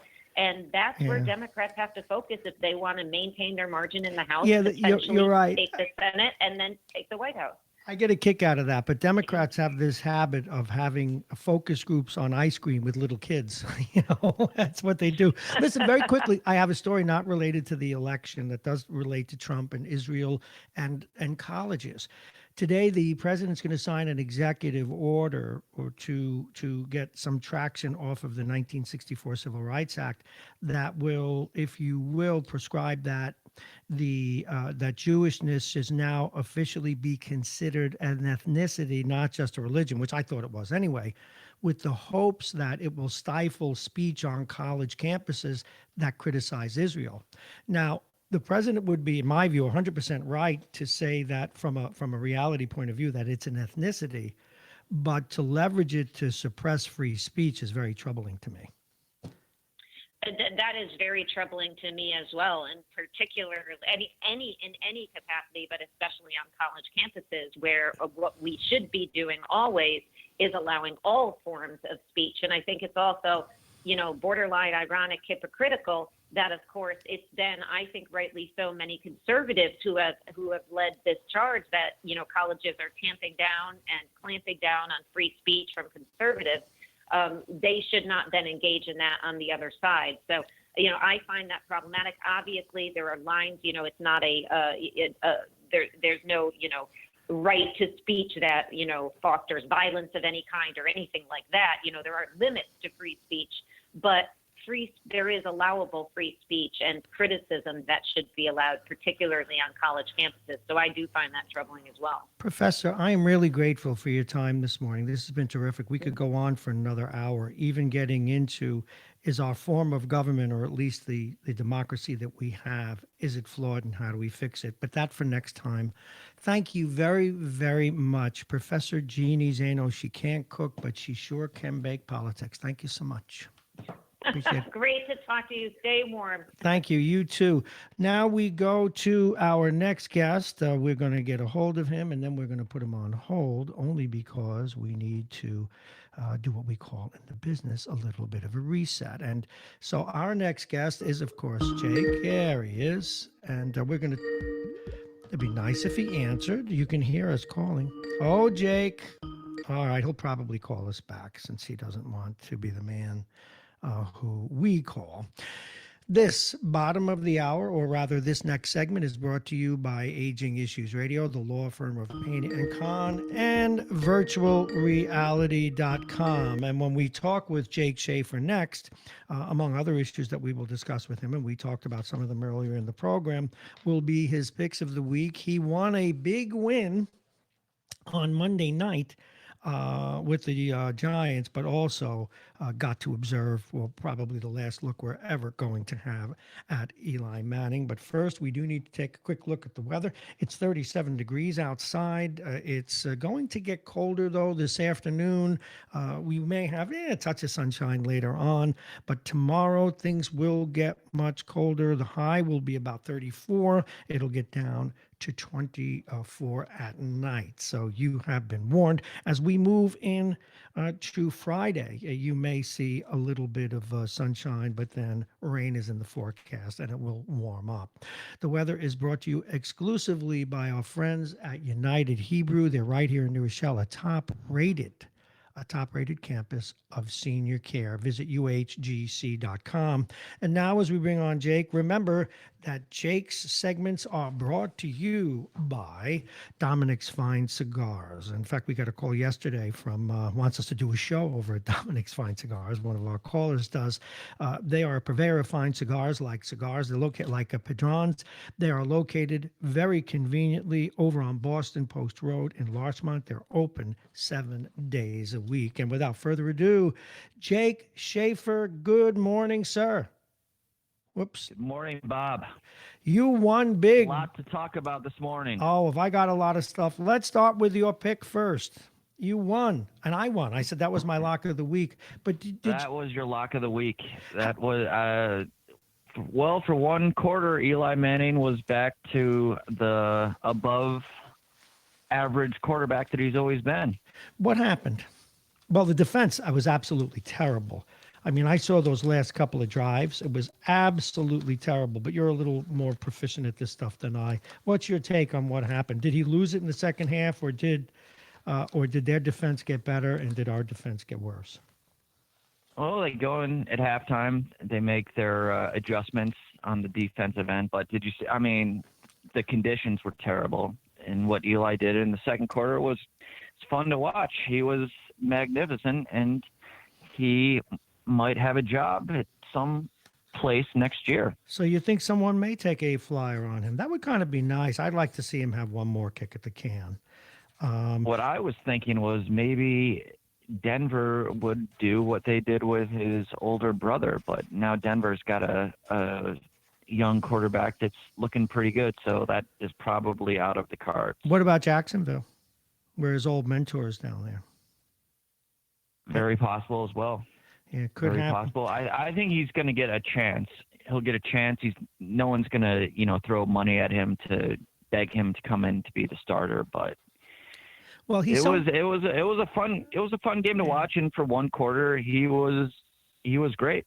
You know what was interesting? I knew that the Eagles quarter, as I don't watch a lot of football, but I knew that the Eagles quarterback was pretty good. But what I really appreciated was the way he used all those short passes to just make fun of the Giants secondary. I mean, they looked inadequate, to say the least. But he also threw all those. Go ahead. I'm sorry. The incredible thing is he had no wide receivers. Every one of his wide receivers was hurt. They literally was going to have to bring in their 40-year-old backup quarterback to play wide receiver. Yep.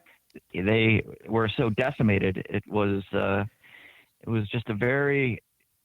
It was like watching the Twilight Zone that game. The rain was pouring down, and Eli Manning was playing, and it was a decimated offense, and it was fun to watch that Monday Night Football game. I watched every single play. And I wanted to ask you something else that I noticed, and this is just as a sports guy and an observer.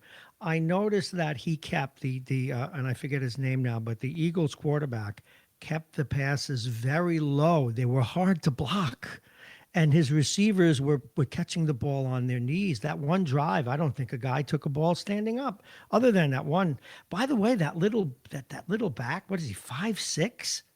My God. Yeah, they went to their backup running back, Boston. Boston Scott was his name. Yeah, that's it. I live on Boston Post Road, and I kept calling him Boston Post. Oh, all right. Let's get into some of the other stuff now. What's your record? Because when we get to you on Friday and we do your picks of the week, what is your record right now? It's you went up. What is it? 18, 14, and 1. Oh, man, I don't like you getting close to 500. Now, the giant gorilla in the sports news today. I am flabbergasted. I even did a tease, and they made people wait till after the news. $325 million for 9 years. Yeah. It is incomprehensible. Of course he was going to. I would have walked to New York for that money from California. Is anybody look, I'm glad the players get it because it's their show. They're the show. But is anybody really worth that much money? Is that worth it for one more win? Do you really want to give a pitcher that kind of money? I mean, the guy's built, he's huge, never had any issue with his arm or anything. But do you really want to risk that on a pitcher I think he goes to 38 years old? You know, at least the last 2 years of that contract, that's going to be an albatross. But he's great. He's incredible. You look at DeGrom. We always fight about DeGrom. I think DeGrom's great, but this guy is head and shoulders above DeGrom. But there are small. How fun is next year going to be? You could if the Yankees don't win the World Series, if they don't run away and win the World Series, there's going to be hell to pay. And if they don't do it next year, how much fun is the year after that going to be? How much fun is the New York Post going to be? You see, what I can't get my head around is they lost being in the World Series by one bad pitch. A guy who throws 101 miles an hour decided to throw a breaking ball, but that's it. They were one pitch away. To spend $325 million to solve one pitch, to me, yeah. So the insane. Yankees did what they haven't done it in close to 10 years, but Yankees went back to what they do. Yeah, they sure. But this could fund a small country. They could have bailed out the Ukraine and not even asked the president for money with this card. Bob, they have two players that make more than the Tampa Bay Rays. Than the whole team. My God. They just think about that. All right. There's things cooking. All of a sudden, the manager of the Mets doesn't want to talk about, and he has to. He was part of it. And the bench coach. Neither of them want to talk about the scandal with cheating. Where do you think this is going? What are you hearing? Well, have you heard about the Patriots? Yeah, tell us about that. I heard that late last night, and that was next on my list. Tell me about that. It's the Patriots, so I guess you have to believe it, but they were caught again videotaping their opponent for the upcoming first Sunday's game, just videotaping their sidelines. Are you surprised? The team they're playing is the Bengals. They're horrendous. I just can't comprehend that they actually did it. Belichick said they're innocent. Do you believe that? No. He said that before. I'm so stupid that I believe him. There's no way that they would cheat against the Bengals, but you're missing the point.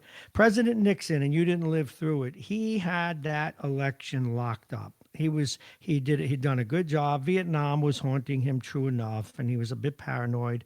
But people who are successful doing stuff continue to do it because it's what got them there, even if they have a lock. I mean, history shows us that. So, I absolutely. I mean, look, I consider Tom Brady the best football player of certainly my lifetime, and he's great, and nothing that he's done takes away from it. But anyone who was defending him after he destroyed his cell phone is self-deluded. I mean, he was cheating too. Cheating is a part of sports. So where do we go with this? Well, like I always say, is it cheating or is it gamesmanship? You took a little air out of the football. I mean, is that putting a needle in your arm? No, and I agree with you. Where do you draw the line? No, I agree with you. But where we saw his character was when he destroyed the evidence. That's my only point. But yeah, I agree with you. I didn't think it was that big of a deal. He made it a bigger deal, just like Nixon did by denying it and covering it up. But be that as it is, so but you know what? That's no news. The fact that the New England Patriots are the best team in football, generally speaking, and the fact that they cheat are also facts of life. What's going on in baseball, though, baseball wants to pretend that it's for motherhood and against sin, and again and again and again, we keep coming up with little. There was this obtuse piece today about the baseballs. Well, there were words that they use that even I don't know, and I get paid to know words. about the baseball itself and its constitution and its insta something. Anyway, the bounciness of the ball. Why don't they just say, yeah, the ball was juiced? What say you? The numbers speak for themselves. Obviously, they did something to the baseballs. They wound them tight. They did something, and they're not going to do it next year. You know, how many people hit 20 home runs this year? It'll be next year's home run leader will have hit maybe 39 home runs, maybe 42 home runs. Some great player will probably somebody great player will probably still hit 50, but you know what you don't see? You don't see the good field no-hit catchers and shortstops or second. They're gone. Everybody gets 12 or 16 home runs. My granddaughter could get 12 home runs with that baseball. That is probably true, but I have to say my favorite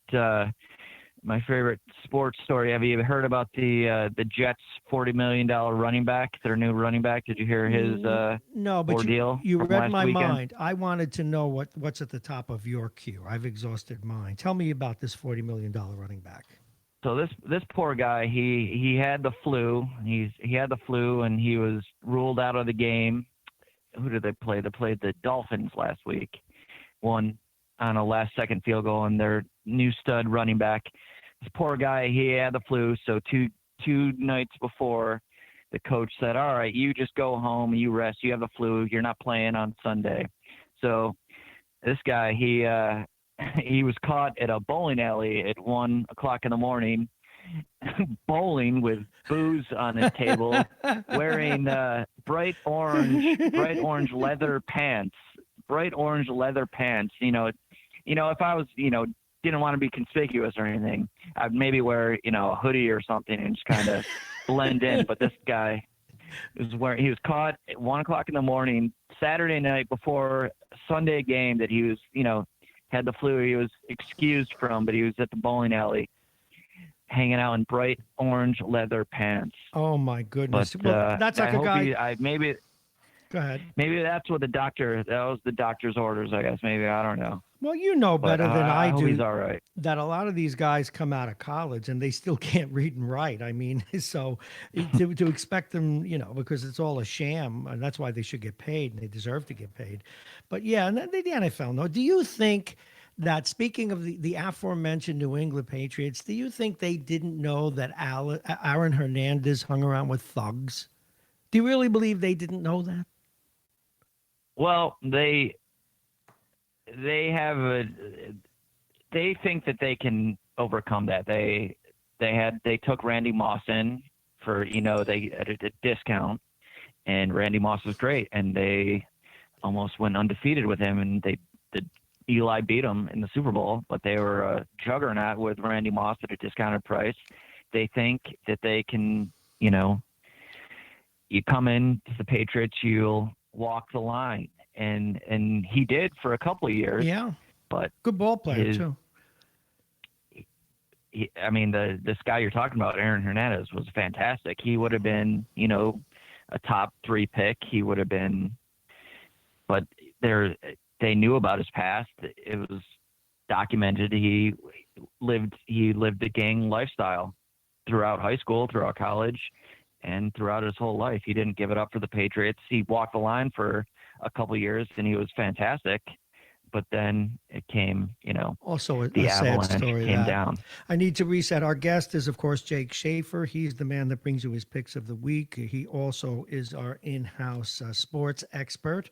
He's with us each and every day, and on some days he wagers a bit. And as we have here, I've got it down. His record is down. He had a winning record there for a while, like 700%.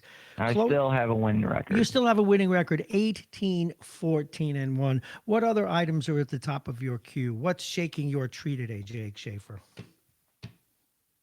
No more. That's it. I'm just fascinated by this contract. I think I don't know. I think it's a good idea. He's great, but 5, 6, 7, 8 years down the line, it's going to be awful. If I were a businessman, well, you just. But how much is a World Series really worth? I don't know. He's going to get him a World Series. How much is that worth? I don't know, but all it takes is a couple of like the Mets had Diaz. All it takes is one of their relievers to have a bad year, the baseball to be changed.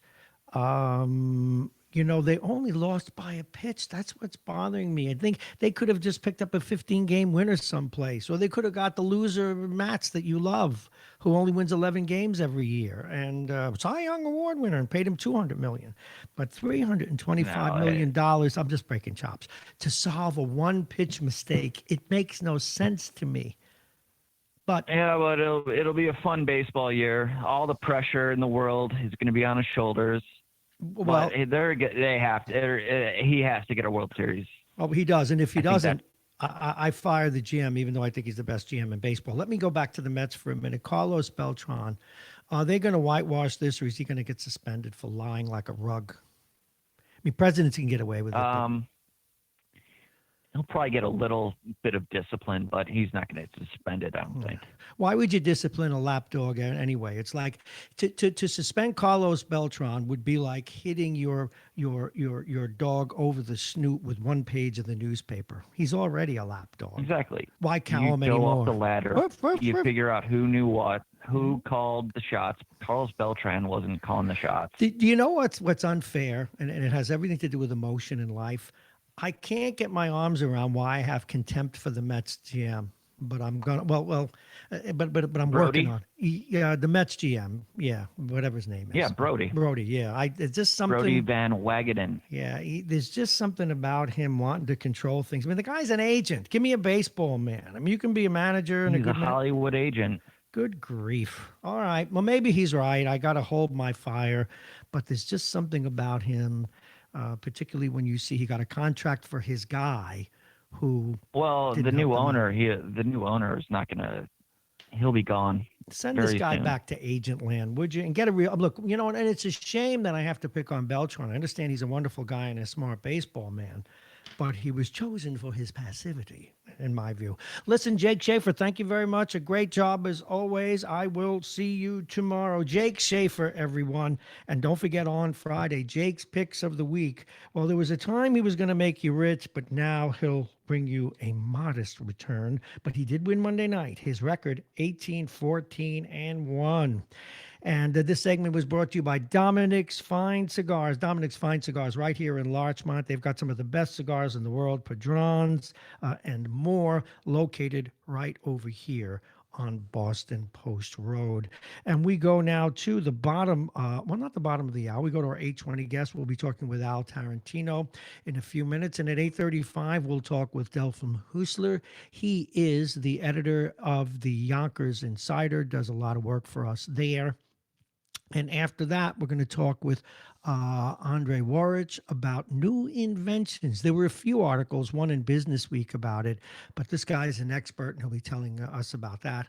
And then we'll talk with Harlan Ullman about the president's executive order regarding the ethnicity of Jewish folks, which, again, on the face of it, it is quite appropriate. It is an ethnicity. I think many would agree with that, not just a religion. But when it comes to states, that's where it gets different. And so we will be talking with him about that, and also the politics of the impeachment, et cetera. And that when we return, and we remind you, actually, we're not going anywhere. Remind you that we're supported today by Aging Issues Radio, the law firm of Pena and Khan, pluginvirtualreality.com, and Dominic's Fine Cigars. And we're still awaiting to hear from the city about when the big grand opening will come, because during that grand opening, in addition to many other things and putting you on the radio, et cetera, we will be giving free demonstrations of our virtual reality capabilities and many other things about the radio station at the train station right now. In fact, I was arguing with the family member last night. Are you really doing this remotely? How do I know you're not right there in the middle of your studio? No, we are not. And so if we walk by the studio today, it's going to appear to be dark, but we are alive. But we've taken our show on the road to test the equipment in the northern regions here of New York State. And of course, that is an area that'll be Albany particularly, is very special to us. It is the seat of state government. It is the seat of many radio stations and outlets that cover Governor Cuomo, et cetera, and that are concerned about the cities in the middle of New York State that don't get enough press, or we don't listen to them. I think Jeannie Zano mentioned earlier that do the people on the East Coast really know what it's like elsewhere? Well, in central New York, if you drive up to Albany and you start going west and you go to Utica and you go to Syracuse and Binghamton, they have a very different view of the world than New York City folks do, completely different. Hardworking folks, some farmers, still struggling, many people up here who come from the manufacturing end of things. And you should keep that in mind if you're listening and you have a business, or for that matter, a municipality, and you want us to take this show to you, we will do that. We can do that now. And we can accent and put the emphasis on your locale. All righty, look at that. Folks, we just, something else we just did. I accepted that call. Why are you not? There we go. One of the things that you may not that I just recognized is we put in an indicator, a light, so that you won't have to hear it ringing, and it's working. So you didn't even have to hear that. At any rate, it is time to go to our next guest. He's the very fine city councilman here in New Rochelle from District 2, one of the lone Republicans who's done a great job because of, well, he's successful, he's sensible, he's moderate, and he's Al Tarantino. Good morning, Councilman. How are you? Good morning, Bob. How are you? Very good. It's good to hear your voice. We got a call early this morning, okay? And I'm sure he wouldn't mind you telling you who he is, from Vince. And he was at the discussions last night concerning the budget. And he had a couple of concerns. One is this, and I'll run them by you first. Is this outflow tax, or not a tax, or fee, as you call it, for water distribution, will it in and of itself be the chief funding device for the DPW? It'd be one of the funding devices. One of the but not the sole funding device. Is that fair to say? No. I mean, again, the fee that is being charged, the actual system that goes into place. We've already had some internal discussions about it. Is that we feel that there needs to be some changes and tweaks to it. I'm concerned about the fact that on the commercial end, the fee is minimal. When you have operations like, say, in Home Depot, who, if you go down there and go into the garden supply area, they're watering tons of flowers. The argument is, well, it's not going into the sewer system, but there's a lot of water that's used in a home that doesn't go into the sewer system. I think that they need to pay a larger portion in the commercial district, and that's one area. The same with hospitals and other institutions. Their rates are lower than the residential rate. So I think we need to take a look at that and see if we can tweak it and change it. But those are things that could be done on the fly as we're moving through the process. But I think, again, Vince was at the meeting last night, and he did bring up the fact that he wouldn't mind a tax as opposed to the fee. The problem with it is, if we did it as a tax, it would be probably double what it is. So, it's actually a savings in that respect. I know he felt the same way about the garbage fee. It should be a tax, not a fee. And the problem with that, that fee covers, millions and millions of dollars. So you would have a tax increase of probably 4%, 4.5% to get to that point. So I think, the public would be happier with the fee as opposed to the tax, simply because there is a savings. Well, he had another concern, and but again, it was a concern. I don't know that he was convinced of this, but he had this sense that this kind of a tax is more punishing to the south end as opposed to the north end, and my retort was, but gee, the people in the north end, this kind of tax is going to be a no-brainer for them. And he said, well, yeah, but he said, but by making it more heavily taxed on the south, is it a political favor to the north? And of all the people on the city council who would be sensitive to that, you certainly are that person. Do you believe that there's any credibility to that? No, I don't. And the reason why is that I think that, the tax doing this fee, as they call it, on units, it does have a greater impact in the South simply because there are more multiple unit households yes. in the South. I mean, it's as simple as that. I mean, that's the reason why the fee it would be more impactful on the South End. However, if you're talking about a three-family house, you're talking about three incomes, three rents coming in, or two rents and an owner coming in from a house. And I know, there are people that have multiple family houses that they don't rent, and that I understand their problem. Unfortunately, the way the law is written, the only way you can get around that is to, alter the home into a one-family. And I know a number of people that wouldn't want to do that. So, I don't think that it was done maliciously. I think looks that the South End is taking the brunt simply because there are many more apartment buildings and multiple units. And apartment buildings, are the ones that are going to be paying the largest portion because they're going to be charged for each unit. My guest, based upon units. My guest, that voice that you hear is that of Al Tarantino. He is the city councilman from District 2 here in New Rochelle. Thank you for that. You know what I wanted to get into a little bit, Councilman? You do have a business in the downtown, an iconic business. You never plug it, bless your soul, but we'll plug it for you if inadvertently. Town the Jewelers, you've been there for forever. It's the Christmas season. It's the shopping season. But we've talked many times on our air with you about the construction and some retail businesses closing down. And simply put, how is business this year given the givens?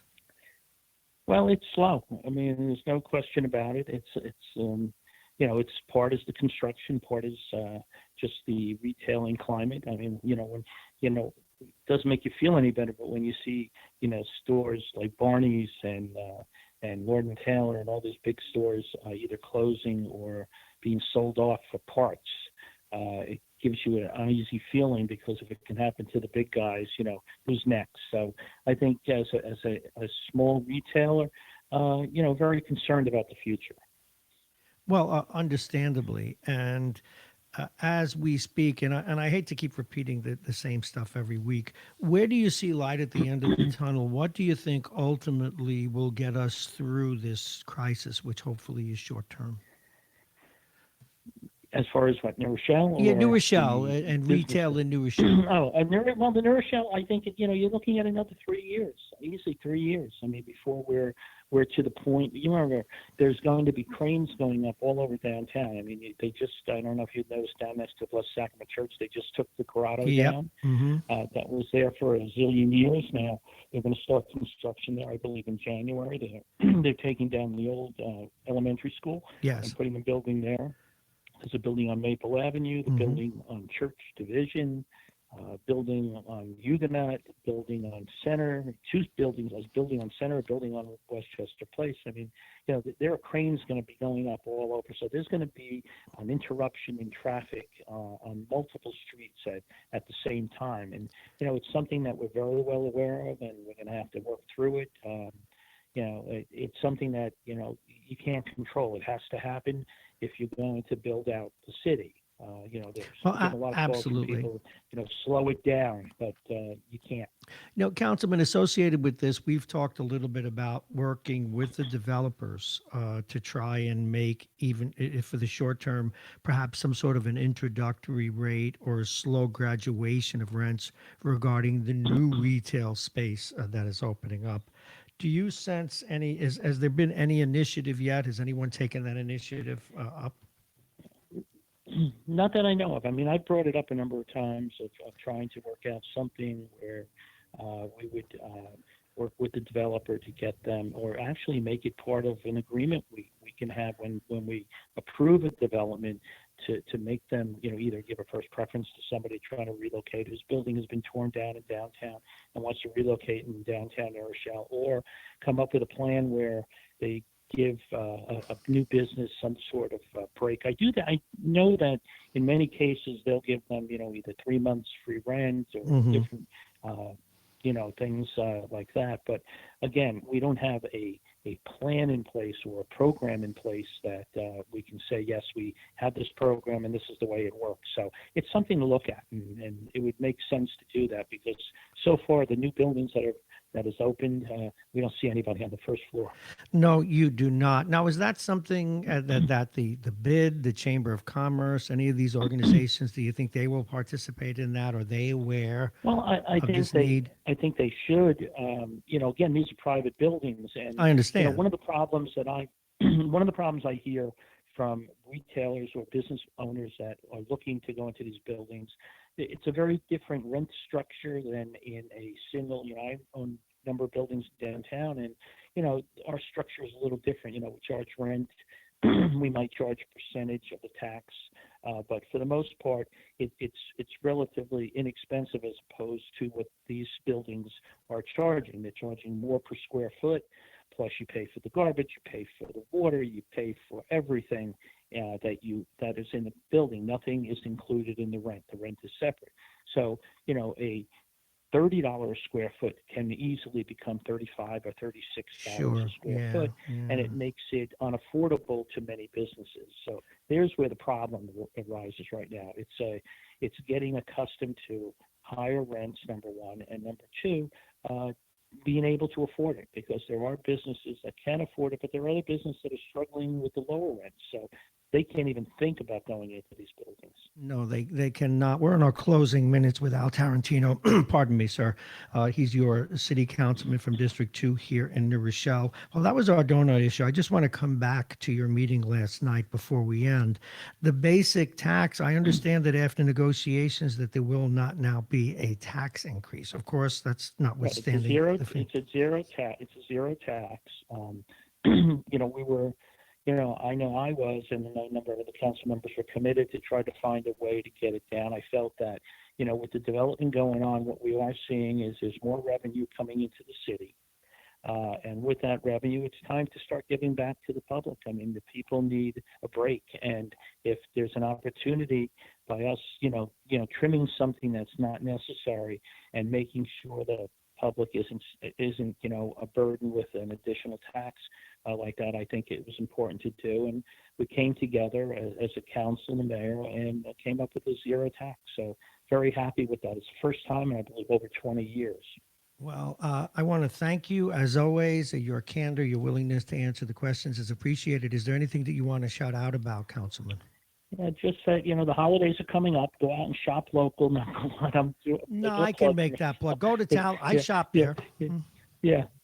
But also remember that, be careful this holiday season, drinking and driving. Just be very careful out there. So. Well, thank you very much. Al Tarantino, District 2 City Councilman, New Rochelle. Let's look ahead. We will place our attention to Yonkers, where Del Husler is one of the major players there. He, of course, the managing editor and publisher of the Yonkers Insider. And after that, going to have a little bit fun about technology, new inventions.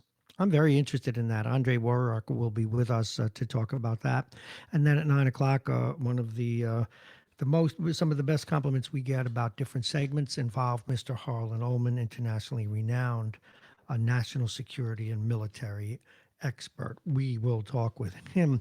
And as we now head to the bottom of the hour is brought to you by Aging Issues Radio, the law firm of Pena and Kahn, as well as virtual reality, or I should say plug-in virtual reality. That's the brand name. And we do it right in our studios in New Rochelle. And what we can promise you is that if you come to our grand opening on that day, and for a day or two after, we'll give out vouchers. If we have to, we'll give out free experiences of our virtual reality program that is done at night at our station, at the train station. This is Radio Westchester.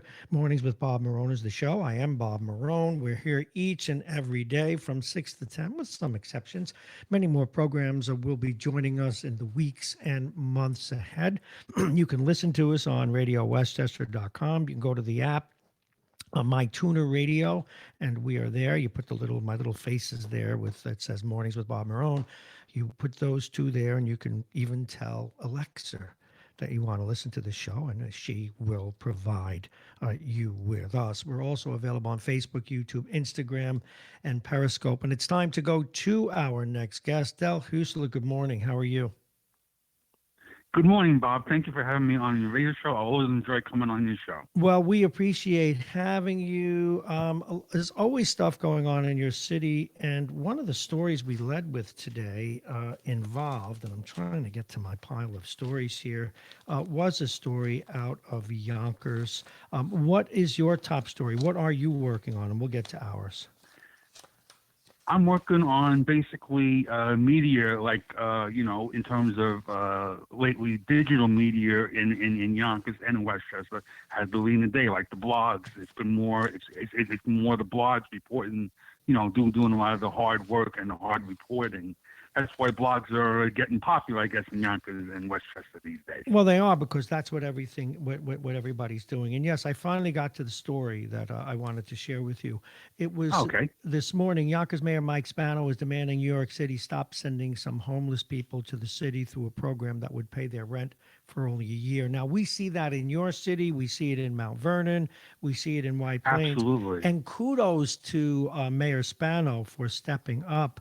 What do you know about this, and how successful can he be if they're giving folks a year's rent and they decide that that's where they want to go? And also, actually, the city is actually even considering a lawsuit against New York City for them sending the homeless people up to Yonkers. So that's something. I guess the first part of the process is to do the FOIL request, but that doesn't work. Then I guess they're going to go through with legal action. I'm happy for the city of Yonkers that they're doing that, because, like I say, we need to take care of our own people, and New York City needs to take care of its own people. It's a very tough issue, because Yonkers has a lot of problems in terms of homeless issues as well, and that's something that we are working through as a city. Well, clearly, and again, the same problem in Mount Vernon, and I think that they've started they've started discussions with New York City about it. So I think that there's an opportunity here for a joint lawsuit. Another issue in your town, before we get back to digital media, which I care a great bit about, is your mayor has announced several weeks ago, and we done some follow-up stories, that you're going to expand, build new schools, float a bond to do that. In a city that's strapped for cash, how do you think he's going to go about raising the money to build or enhance your schools? That is a very good question, because we always have the biggest problem in Yonkers is always fiscal problems and everything, and it seems that is interesting how he's gonna be able to do all that, because, like I say, our fiscal house is always seems to be like a problem. Every year we have a budget, there's always a major problem in terms of we may have to lay people off, and it's almost like a scenario where Yonkers is always like the chicken calling the sky or something. No. So always a problem in our city. My guest is one of those digital journalists, Adelphim Husler from the Yonkers Insider, and we can go back to that a little bit. I'm glad you're working on that story, because I think we have much to talk about and share. And let's take a look at even what we're doing here and talk about it. We have you. Okay. We have Hezi Aris, a colleague of yours, covers your city. Black Westchester covers Mount Vernon. We've invited some others on. We have, of course, Bob Cox, who covers New Rochelle and the county. And we have found that, of course, we include and we do daily stories every day and give attribution to News 12 and to LOHUD. But what we find is that your local presence, you and the others who are in City Hall every day and following up with the elected officials and the schools, in my view, you weren't getting your due. And when we created this digital outlet, and we're everywhere, as you know now, from 7 different outlets, that you had to be a part of it. And thank you for being so. But what are you learning? You're welcome. My absolute pleasure. What are you finding out in your research? I'm finding out that more, the digital media is getting more and more hard, because, like I said, we have the ability to be able to go into City Hall every day and go to the local governments that we cover and be able to do it on a daily basis. Maybe like the mainstream media, has other has other news stories and other portions to go to, but at least we can look at it on a local level and also like on a county level as well. But more on a local level in terms of being able to go to the city hall, be able to call people, and be able to come up with new stories each and every day. Well, clearly that you do, and also I'll share this with you. Since we went digital and placed the emphasis in this new radio station, and also, as you know, this experiment we're doing this week, which is to do shows remotely, is working out very well. We're going to take the show on the road as well, but our home base is and will remain in that train station. In the train station, that is who we are, Radio Westchester. But I was on terrestrial for 12 years, and certainly more than 15, but 12 doing mornings, and I became pretty well known. I think it's fair to say. And up county, both up county and down county, and get asked to MC events. But I have been pleasantly shocked at the recognition level since we went digital and on all those platforms. Like I would go, as you know, I play old man hockey, over 30 hockey, and every Friday I go to the rink, which is down in South Central New Jersey, for God's sake. It's not even central, it's over by the northern part of the shore. And no one ever mentioned my show. Now I walk in the door, hey, I listened to you this morning. I walk in, I go into the locker room, hey, why did you say this? And the liberals, or I'll go to a store down there where I'm from, or I'll go someplace here in New Rochelle. You know, I heard you did that. Or I'll be up county, I heard you did that. Or I'll be in Stamford, I heard you did that. Or I go to Albany, and someone says, I listened to your show, or I got a call from Europe and another one from Florida. I like your show. I'm shocked. Or I hate your show. I think like I say, it's you know, the digital media I think is becoming the new thing these days, and it's getting greater accessibility and also getting greater people listening and also watching as well. You know, I'll hear from people I used to work with. It's a good medium. Yeah, it is, and that's why I wanted to ask what happens with you, because I'll get calls from people I worked with 30 years ago on Wall Street, and they're listening, and I am pleasantly pleased and shocked. And we haven't even had our grand opening yet. All this is a run up to that, and we had a soft opening. And where we'll have the signage is going to be put in, and our electronic signage and speakers outside, and all of that is still yet to come, and a number of shows that we're developing. I'm just amazed when we go full blown. But now for you, do you find being on digital that you have that people know who you are? Hey, I read your piece. Do you get a lot of that as well? Yes, I do. Actually, on a much greater scale than in the past. So yeah. I think with going more digital, I think it's helped a lot more. And you know, I think I get a lot of recognition. I get a lot of calls from people, and it makes you feel good, because it makes you feel that the people watching what you're doing, and it makes you feel good. It almost makes the thing worthwhile of reporting news, and it's a great on a daily basis. It gives me great joy every day to be able to report the news, report events to the residents of Yonkers and to Westchester County as well. And how much time do you spend researching? You know, it comes up a lot, and it comes up with family and friends, and even the people I work with here at the radio station. I don't think most people appreciate how much goes into research and prep. I don't think they ever will. Absolutely. I don't think they ever will. It does. Research takes a great deal of time. You really have to have the time. And you have to have the way of doing it. But you know, it does take time. I think probably I probably work on the news each and every day, probably 6 to 10 hours a day, more or less. You know, I understand. You know, it's funny. I did a story earlier, and I used a piece in a newspaper. You know, naturally, as you do, I have to read everything, every paper, every scraps, all the websites, constantly searching. Well, I have a confession to make. I was in a store, and I'll just say one of the things we're trying to do today is be virtual, so we're not going to tell you exactly where we are.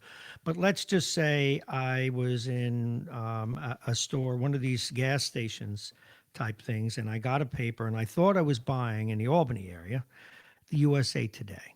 And so I grabbed the paper, and it turned out I was PO'd because it was a week old. They left it on the rack. Oh. But you know what? I wanted to get a cup of coffee. So I got my coffee. I sat down, And I says, well, let's see. I didn't read that paper that day or that particular edition of it. And as usual, I go to the opinion pieces as well as after the news. And this piece by Ari Fleischer was in there that made so much. It's a week old, December 2nd. It made total sense. Oh. And I shared it with a political scientist today. I shared it with callers. And Ari, without getting into the details of it, but he proposed a very sensible alternative to impeachment called censure, et cetera. But my point is that whenever I try and explain to people, they'll want me to say, "Oh, can you do?" No, I'm doing. What do you're off the air? Most of my work takes place off the air. And I don't know if you went into that too, but so here you are, because I picked up a paper inadvertently that was a week old and was willing to read it. It was the basis for a terrific discussion today. You just never know where you're going to get a story from. That's absolutely true. You never know when a story is going to crop up. Absolutely, I absolutely agree. That's my story as well on a daily basis. You never know when something's gonna come up. But it's always on a constant basis and everything. I may plan stuff for a day, but then something comes up that changes the stories that I want to run, and it's exciting and it's great. But what happens all the time, and then the kind of work that you all do, like Bob Cox did a story last night that I saw on none of. He does Talk of the Sound here, that I saw on none of the major networks. Now again, that's because they may realize it's kids being kids, and maybe they didn't put it at the top of their queue. But nonetheless, we had some kids that were putting swastikas on the wall over at the high school, and if Bob Cox didn't do that story, okay, it wouldn't be out there. Now, we did that story today, but we put a little leavener on it. In my view, I think that unless you're talking about skinheads, high school kids do some very stupid things, and we don't have to run around saying anti-Semitism is alive and well. We need to stop it. We need to abbreviate it. We need to say, hey, you don't know what this, because you don't read, but you don't know, you think you're being funny with that swastika. Well, let me tell you what it means, and it's a learning thing. But again, if Bob doesn't do the story, we're not even talking about it. That's true. I think that happens a lot of times. You know, that like I say, it's these bloggers that are really doing the hard news reporting, and they get picked up, and it really shows that the digital media and the bloggers are really, you know, doing tremendous work and getting things out there that people can really see and look at as you know, in terms of news. And like I say, in a lot of ways, the digital media and the blogs become like a major news source to the community at large. Well, absolutely. So, Del, remind people, how long are you doing what you're doing, number one? And number two, I'd like you to tell people how they can get to your site. I know you do video as well as print, so tell people. Yes. I've been doing this for over 16 years, and you can reach my newspaper on a daily basis, www.yonkersinsider.blogspot.com. I hope to, in the next couple weeks, be able to announce I may be adding to my website, so I may have a new address. So I'll as soon as that becomes official, when I come on. Okay, thank you very much. I think I lost him and my new guest. I accidentally hit a button, but Del, thank you very much. Be sure to go to the Yonkers Insider. We are going to talk in about 60 seconds with Mr. Andre Warwick about new inventions. But first, we do have to take a look at the weather today. And the weather is as advertised. I think we're going to see some sun this afternoon. It's 34 degrees right now across Westchester. We've had some snow, we've had some slush, but it hasn't really affected us down county that much. Up county, another story. And the weather, of course, is brought to you exclusively by United Hebrew of New Rochelle, rated a top senior assistance center by many organizations. They're right here in New Rochelle. Visit uhgc.com. So today we had the early snow, followed by increasing sunshine. In fact, we saw a glimpse or two of it already. The temperature will level off at about 35 degrees. Tonight, clear skies. The temperature will be 23. The wind out of the northwest, 10 to 20 miles per hour. Tomorrow, sunshine through high thin clouds, though. The temperature 33. It will be cold. Friday, increasing clouds, late day rain, so you should have a decent day. The high will be 45, and it continues to warm up on Saturday. But with the warmth, the high of 54 will be rain early but remaining cloudy. And Sunday, partly sunny, a high 48 degrees. And our stories here in the bottom half of the hour are brought to you by Aging Issues Radio and Aging Issues Management, the law firm of Payne and Con, and of course our friends at Dominic's Fine Cigars. Well, folks, every year, in fact, there was a piece in Business Week, I guess last week or the week before, about inventions that have taken place in 2019, and you may well see in 2020. With us to talk about that is Mr.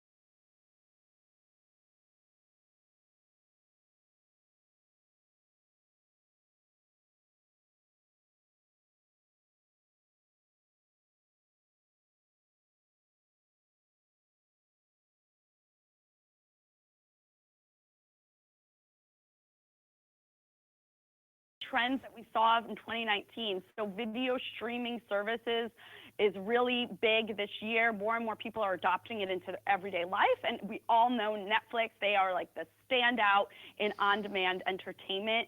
They offer something that a lot of people don't realize, and it's gift cards for new and existing accounts. And this is actually a great gift option for students. So whether a holiday gift or maybe other celebrations you have coming up in the new year, this is great. They can get the entertainment when they want, what they love, when they want it. And they have great holiday films like Let It Snow and Klaus. You can also download your favorite movies and films to your tablet or smartphone and watch it on the go. So again, Netflix is a really great option for the entertainment on demand.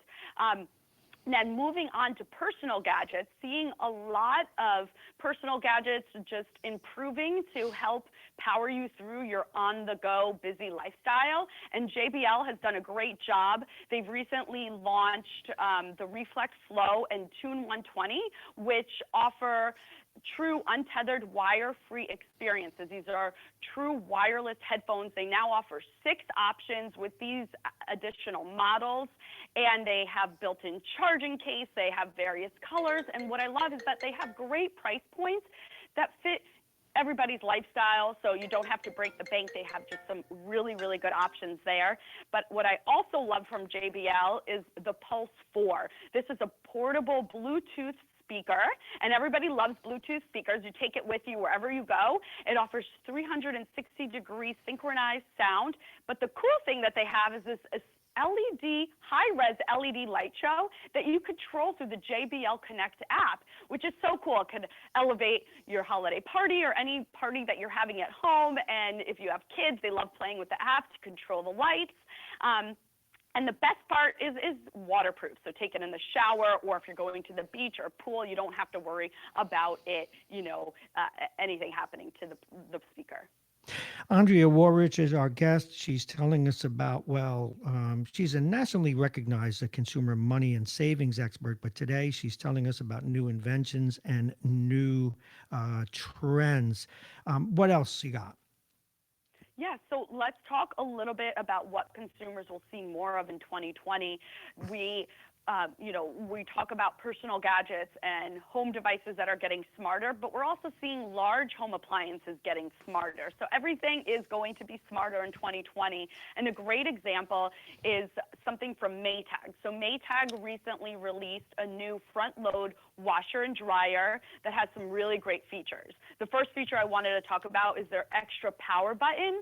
And this basically solves the dilemma of trying to figure out which stain dissolves in hot water or cold water. Wait a minute, go back. Remember, you're dealing with an idiot, so you got to take me back. I just want to press a button that says wash my underwear. But so what's the difference in power? Why does this make a difference?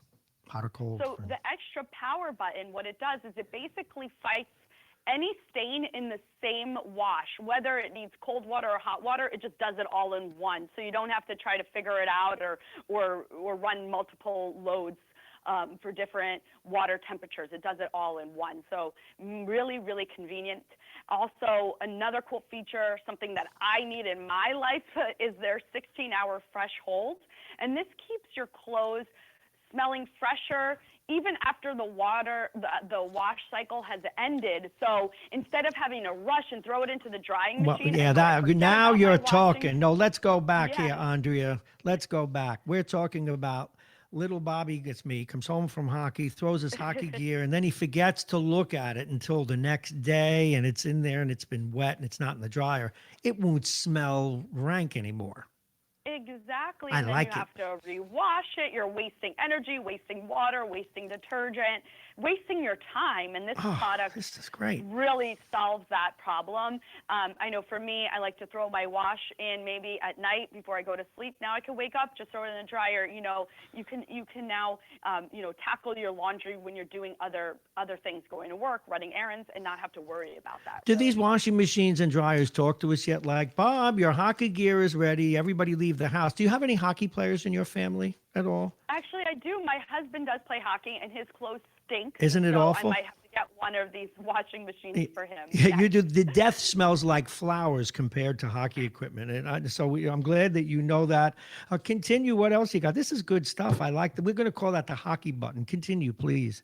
Yeah, there you go. So, so I think just in 2020, you're going to just see more of these types of gadgets, whether it's your large appliances like your refrigerator or washing and drying machine, other kitchen gadgets, other home items. They're going to just all become smarter. You're going to be able to control them from your phone. You're going to have these cool new features that make your life easier. Everything's becoming streamlined.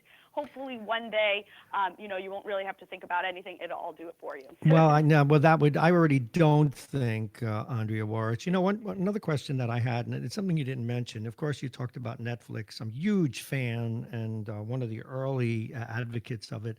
But we have so many different streaming services. Do you think there'll ever be an aggregator for these?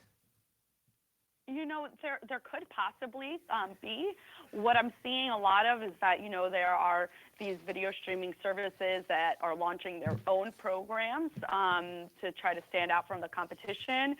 But, it's definitely one of those things where people were adopting them maybe to save money at first and get their on-demand movies. Now they're maybe taking on multiple services, so it can become a little cluttered. Yep. It would be interesting to see where it goes one day. Yeah, because in some cases we're almost going back to the future. So now, I mean, it's good. The competition is good, but you can have 7, 8 streaming services plus cable, and you realize your second bill after your mortgage is that. But anyway, So I always, I was just going to say, I always recommend, really think about what you're watching, how much you're watching.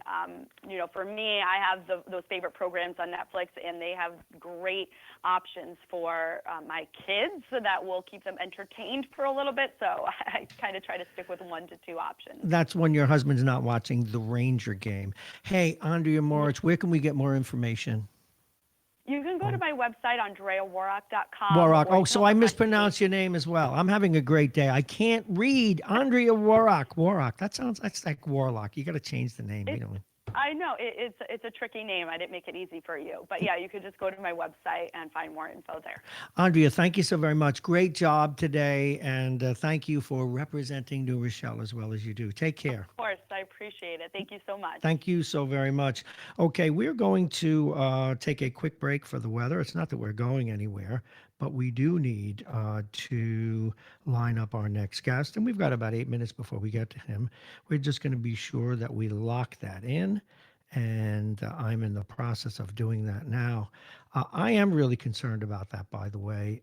All the streaming services, the thing I think we need to be clear about is to not buy a streaming service for one show, because it could be absolutely expensive. You got to take a look at the streaming services, or two.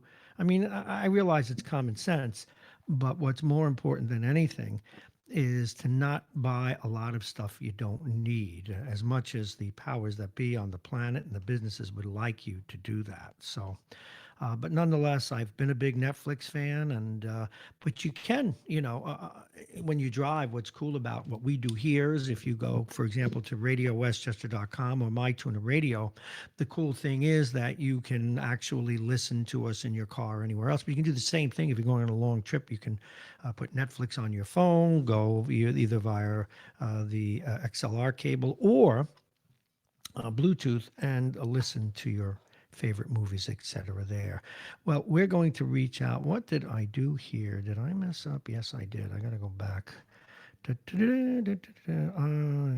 grief. Leave the 4, keep the... It's like I'm dialing in some numbers if you haven't figured that out. Again, working with new technology and me, the Luddite of all Luddites, but I think I got this down. Now, in a minute, we're going to talk with our good friend Harlan Ullman. We have a lot to talk with him about, but first, I want you to know it's 34 degrees and overcast. Going to get up to a high of about 37 today. Early snow has been followed by increasing sunshine. The temperature will be 35 at the high. Tonight, clear skies. The temperature will be 23. The wind will be out of the northwest at 10 to 20 miles an hour. Tomorrow, sunshine through high thin clouds. The temperature will be 33 degrees. And of course, the weather is brought to you exclusively by our friends at United Hebrew of New Rochelle, a top-rated campus of senior care. Visit uhgc.com. The 9 o'clock long-form interview is brought to you by Aging Issues Radio and Aging Issues Management. They are obviously an investment-related firm. The law firm of Pena and Kahn, Dominic's Fine Cigars, and Plug-in Virtual Reality. And a man many of you comment you love to hear from is with us once again. He is internationally renowned for his national security expertise, his military expertise. He teaches at various and gives conferences at military institutions. He travels the globe. He's on a first-name basis with many foreign ministers, military leaders, and, of course, members of the media. His 2 recent books, A Handful of Bullets, and I always say, and this is my own explanation of it, if you want to understand how the world was made up after World War I, that is a go-to book. A Handful of Bullets, you do remember the assassination of Archduke Ferdinand, but his more recent book, Anatomy of Failure, How America Loses the Wars It Starts. He's the feature columnist for UPI. It's a lot to say, but he's done a lot. Please welcome Harlan Ullman. Good morning, sir. How are you? Good morning, Robert. I think I'm going to start off first with the impeachment issue. One of our scientists, a political scientist, said earlier today that this could backfire on the Democrats the way they're going with only a couple of bullets in the gun and not going further with the people that could provide, let's say, a smoking gun. What say you? I don't think it makes any difference because it's not going to go anywhere in the Senate. That's the point. Unless John Bolton and other people are forced to testify, and even then it's doubtful what's going to happen. One of the things that your listeners should understand, you should ask your member of the Senate to roll out the rule book on impeachment trial procedures in the Senate. There is none. And so how this plays out, what this means is really a voyage into the unknown. The Senate could vote by a simple majority not to accept the trial. And exactly the procedures, whether there'll be any witnesses called or not, still has to be determined by the majority leader, Mitch McConnell, and possibly by the minority leader, Chuck Schumer. But the relationship between the two is always strained, and how this is going to play out is far from certain. So my concern is that when this moves to the Senate, we have absolutely no idea how the outcome could be determined. And so people who think there's going to be some kind of closure are sadly mistaken by all this. Well, they are. In fact, really where we're headed is to an election, and it's going to evolve to be all about the election. But, a concern I have, only because there really is a larger issue there, which is the absolute, and even if one is a Trump supporter, the absolute creation of all of these manufactured narratives. what's going to happen, I think, to the Democrats, and maybe they deserve it for not handling it well, I don't know. But when the president is acquitted, as he most certainly will be, if it gets to the Senate in the first place, this could be Lords for the president saying, I've been exonerated of everything. This was all a hoax. And the Republicans will be able to hang their hat on it. And for those of the world that don't want Donald Trump to be elected, he may well be reelected. Your logic is sadly perfect, and I think the big winner of all this is likely to be Donald Trump, simply because on the Democratic side, Nancy Pelosi is going to be seen as a schoolmaid who was rather unpopular. I don't think Adam Schiff and Jerry Nadler are coming across either as strong characters in a positive sense. And so as during the Clinton impeachment trial, people began to feel sorry for Clinton, and even those who opposed him did, the same thing could be true here. The problem is that I think the Democrats had an ironclad case. The argument that the Mueller investigation, Part 2, had all the predicate for potential impeachment charges, I think probably made sense. Sure it did. My guess is that Nancy Pelosi wanted to minimize the damage because she was initially against impeachment until her caucus, I think, largely turned against her and made her change her mind. But I would have gone for more articles of impeachment because there are many things that Trump did, in my mind, that are a violation of the Constitution. Now, having said that, I believe that unlike prior impeachments, the two of Andrew Johnson in 1868 and Clinton in 99, this really tests the future of the Constitution. Absolutely. Do we have a president, a unitary presidency, in which the president is all-powerful and can completely disregard the whims of Congress, even though Congress's Article 1 in the Constitution, which was done with malice and a forethought by the Founding Fathers because it was meant to be the predominant branch to make the laws. In fact, when the Constitution was written, making laws unconstitutional was never part of it, and that, of course, arose out of Marbury versus Madison. And so I think we have a real difficult issue here. And if the Supreme Court was to vote 5-4 either way to release or not release the income tax returns for President Trump, that too could shatter the notion of an independent judiciary, although many Democrats think that happened with Gorby Absolutely. v. Bush Yes. in 2000. But I really think we are on the verge of a true constitutional crisis here over impeachment. I agree with you. I don't think the Democrats distinguished themselves. I think there were more than ample grounds to impeach and convict the president. But I don't think they have been credibly made yet. And if you believe in public opinion polls, the needle has not seemed to move one way or the other. Well, you're going where I did want to go, and that is, this is also a bit, this entire issue is a little bit of, and I don't want to call it a referendum, but historians will write about the American people, and many levels. I'll tell you one.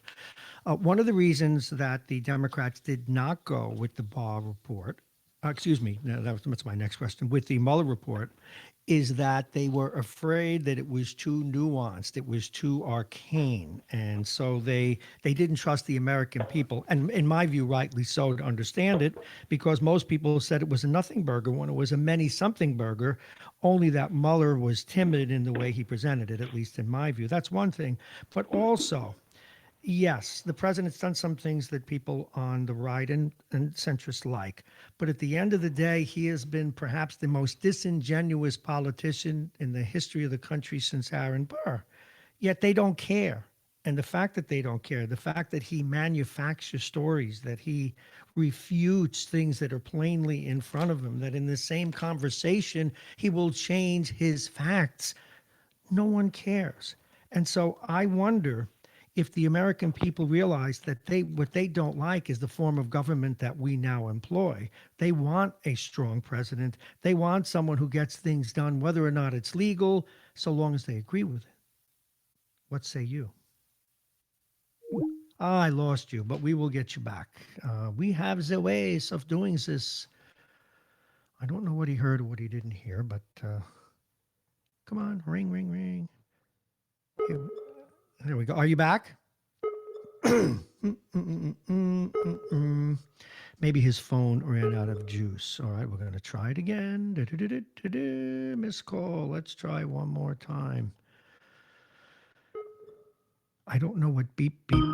There we go. I got to accept it. Okay, there you are. But I agree with your argument. And so I'm concerned with that. So where do we go with the American people? We may not. My concern, as I've made this point for a long time, is that the Constitution and checks and balances as a political system may no longer work in America, but largely because it requires civility and compromise, and both are lacking from the political environment today. This is really serious stuff, and the point that you made, I think, is absolutely right.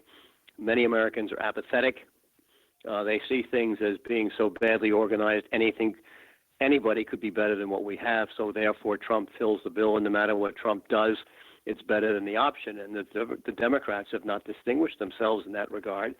They're running so far to the left with policies that are unachievable and unexecutable that are announced by Elizabeth Warren and Bernie Sanders to make them incredible. Do you know, I defended, if I may, we were doing a play on words today. You know, the Democrats now avoided the word bribery in their charges against the president. But since we want to nuance words, isn't it also bribery when an Elizabeth Warren or a Bernie Sanders wants to give away everything for votes?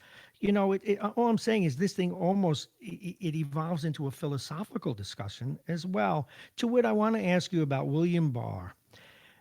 Is he a true believer in a very strong president, or is he disingenuous, a little bit of both? And why has he been so dismissive of his own investigation? And why has he brought in Mr. Durham, who, although is well respected? Take us down that path and your reaction to my comment. I cannot do that, only because my only reaction is that Bill Barr is the Dick Cheney of this administration. And for whatever reasons he is so hard over, I think he's become irrational. You do? And I can't account for it, absolutely. The Attorney General is the nation's chief law enforcement officer just south of the president. And the way that Barr has behaved so far, to me, he is somebody who should be impeached, convicted, and removed from office, period.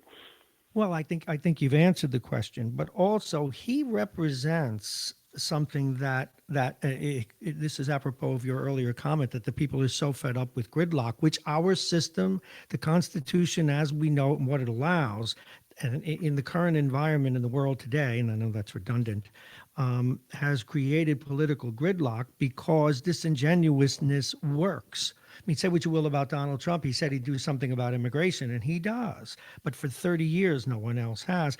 Perhaps the bars and the people that support this president in this way are saying the Constitution, such as it is written, does need to be changed, which I do believe, but not necessarily in this direction. No, I don't think that they believe that it can be changed. I think they're realistic enough to know it can't be. Making a constitutional change is virtually impossible, especially a significant one. I think, therefore, a more pragmatic response arises from that. And the pragmatic response is, look, this is not working. We need a strong president, and let the president do what he must, and we'll support him, because that's the only alternative. I think that's the logic that follows from this, and that makes perfect sense. Congress isn't working. We can't get things done.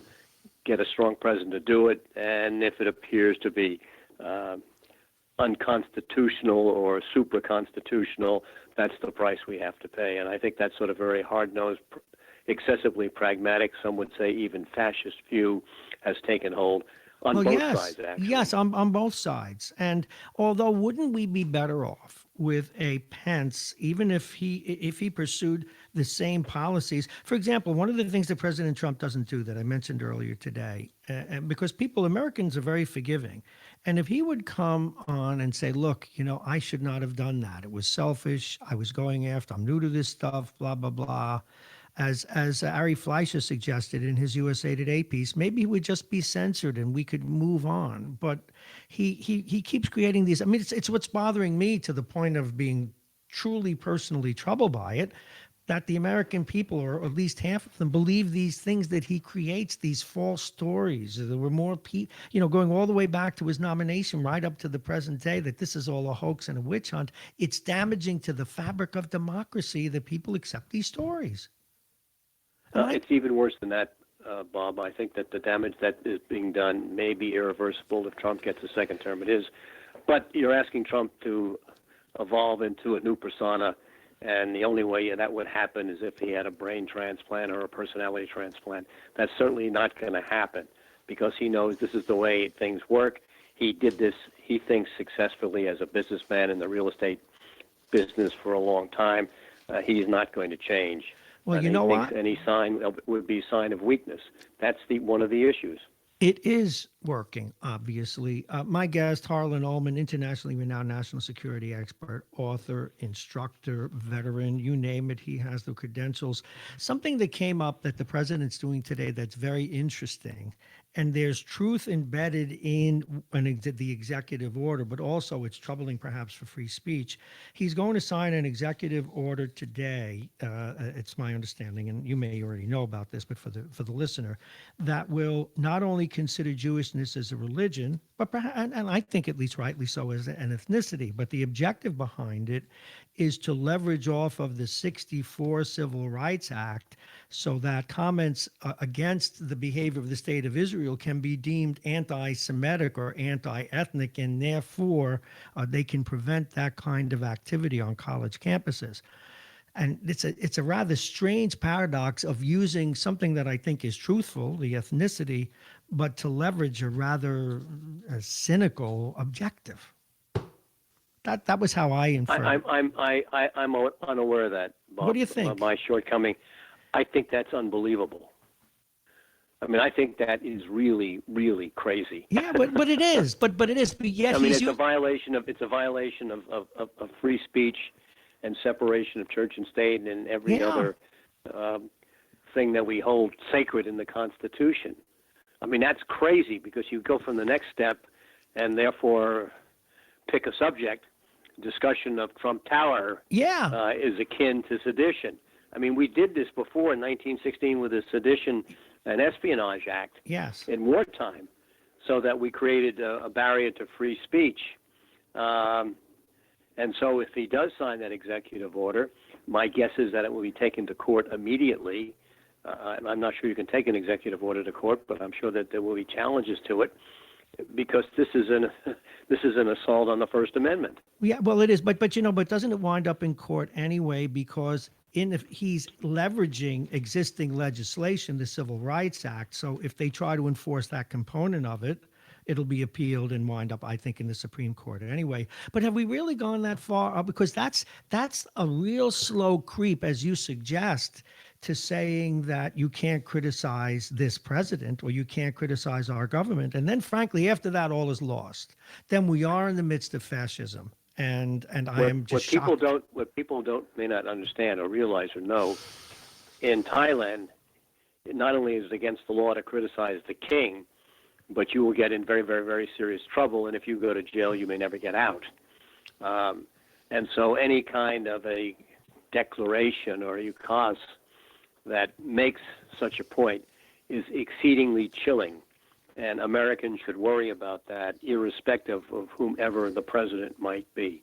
This is an assault on the First Amendment and an assault on the Constitution, as you describe it. Now, I don't know what the executive order will say, but if it does say what you have just suggested it would, then people should be very, very worried by that. Well, of course they should be, but will they? Do they care? Do they want to stay up till 11:30 at night reading these stories on the web or and then verifying them versus other news services? They don't have the time to do that, but they should be offended by the very notion, because, as I've said, embedded in there is a true statement. Being Jewish, I think it's fair to consider that as an ethnicity, and they've been attacked for that.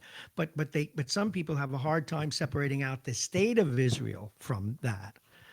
And would you say being Protestant or Catholic is an ethnic quality? No, but I think, and I'm being fair to Jewish folks, I think that many people have viewed it as an ethnicity, which I don't have a problem with that. I have a problem in using that to suppress free speech, however.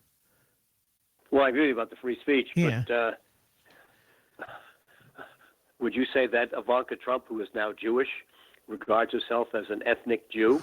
You know what? That's a no, but that's certainly not. But to go into a whole other territory here, that is something I've wrestled with for a long time. Is religion, ethnicity when it comes? What would be the ethnicity of Jewish people? Middle Eastern?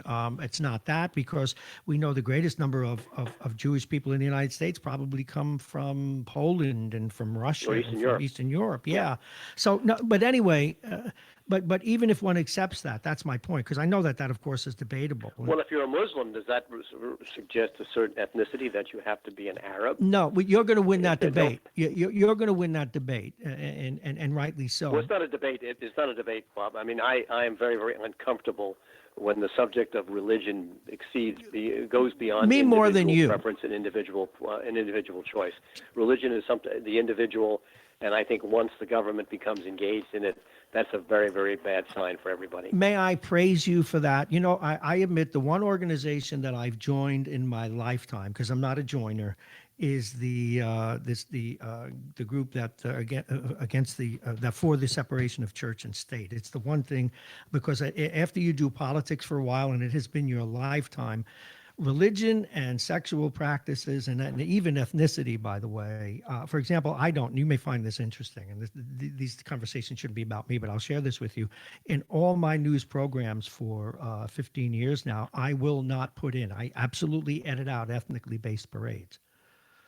Now, something for civil rights or something that's different, because I find it to be divisive. I want parades, and I'm not even a right winger that way, but I want parades to be about the country or about notion. And you want to have your parade, fine. I'm not putting it in the news, because then I'd have to be honest. We have some parades that wind up in murders and violence. Do you really want me to praise that? Of course. I won't do it. Anyway. Of course, and sorry, go ahead. No. So you got me amped up on this. I think we have now this other thing, and now I'm going to amp you up, sir. Is the evangelical Christians, and what did Rick Perry drink when he said that Donald Trump should be compared to King David as a flawed person doing God's work? It's one thing to This is the same Rick Perry who could not identify an electron from a lamppost. And what was his job? And this is a Rick Perry who was going to shut down 3 government agencies, but I can't remember which ones. And this is a serious politician. Come on, Bob. When you read that Bob Marrone hung himself in his studio, you'll understand. My guest is, of course, I'm going to go to familiar territory. My guest is Harlan Ullman. We read the other day, and now we go right back to your wheelhouse, where, and the president may well need to do this. This is not a criticism of the president. It's just a fact that's going on, is considering sending 7,000 troops to, I'm not sure if it's to Iran specifically, or Iraq, or I don't think Iran, because that would be a major war, but they better have visas. No, or Iraq. Where are these troops going, and what is the concern? Probably Saudi Arabia or Kuwait. What are that? Wait. Why are they going there when we're concerned about Iran? Help me, This come is on. America. No, help the me. Washington Post is just releasing a series of articles about the so-called secret war in Afghanistan, which shows how we managed to do very, very, very poorly in that particular war. And the reason I cite it is that in my last book, Anatomy of Failure, Why America Loses Every War We Start, it is absolutely predictable that if we start a war, we will lose it, and the reasons are similar. That you have presidents who lack the judgment and experience, we have no knowledge and understanding, groupthink takes over, can-doism and the notion of American superiority in technology and fighting power means we can do anything, anywhere, anytime. This is what happened in Vietnam. This is what happened the second time in Iraq. This is what happens when we use military force for the wrong reasons, and it's happening in Afghanistan. And the reason I say that, our policies towards Iran have been entirely misguided. The abrogation of the Joint Cooperation Plan of Action, the Comprehensive Plan of Action, which would have prevented Iran from ever, let me say that word again, ever obtaining nuclear weapons, was in our best interest. And now we are magnifying the threat from Iran for no good reasons. And unfortunately, sending more troops to Saudi Arabia, you probably never heard of a journalist named Jamal Khashoggi. Yeah, oh yes. Who was butchered in the dismembered man, in yes. Turkey. You probably never heard of the shootings in Pensacola when a Saudi second lieutenant killed 3 Americans earlier this week. Saudi Arabia, we have some huge problems, and the president refuses to confront those problems with Saudi Arabia. Now, obviously, the Crown Prince of Saudi Arabia, Mohammed bin Salman, has a very, very difficult job in the sense that if he doesn't modernize quickly enough, Saudi Arabia could blow up. And if he modernizes too quickly, it could also blow up. And I think our policies towards the Middle East have been so greatly exaggerated by our support of Israel. I'm not saying we shouldn't support Israel, that we've lost sight of what we want. And what we want is some degree of peace and stability.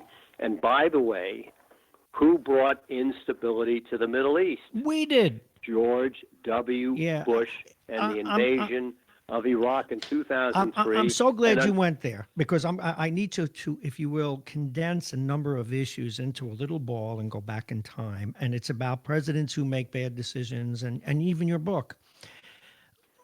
Mr. The then Secretary of State, former, he's right, his face is right right in front of me. I'm doing one of those age things. But the Secretary of State at the time said, if you break it, you own it. Okay. And well, that was Colin Powell. Colin Powell, thank you, whom you know well, by the way. Now, here's my point. Okay, here's my point. And I admired him too. Now, let's just say that he, rather than George Bush, would have been elected. Would he have stuck to those guns, or no? We would not have gone to Vietnam. Well, that's my question, because that would have made an exception. So it is about the quality of the man. But would he have become engaged in the same, as you describe it, groupthink, and made the wrong decision? I don't think so. Because there's a big difference between being the president and, quite frankly, the Secretary of State or the Secretary of Defense, our staff. Right, and who also was the chief of staff. No matter how important they are staff and they are expendable. Look at Don Rumsfeld. Yep. Don got fired because we were not doing well in Iraq. Yet Don was, Dick Cheney's closest friend. Yes. And so there's a big distinction. But I think had Al Gore been elected, as he should have been, or Colin Powell was president, we would have not gone into Iraq, and the world would have been a much safer place. Whatever happened to all these so-called of that era neocons who pushed George Bush into this? Well, unfortunately, like vampires, we haven't got enough wooden stakes to put through their hearts.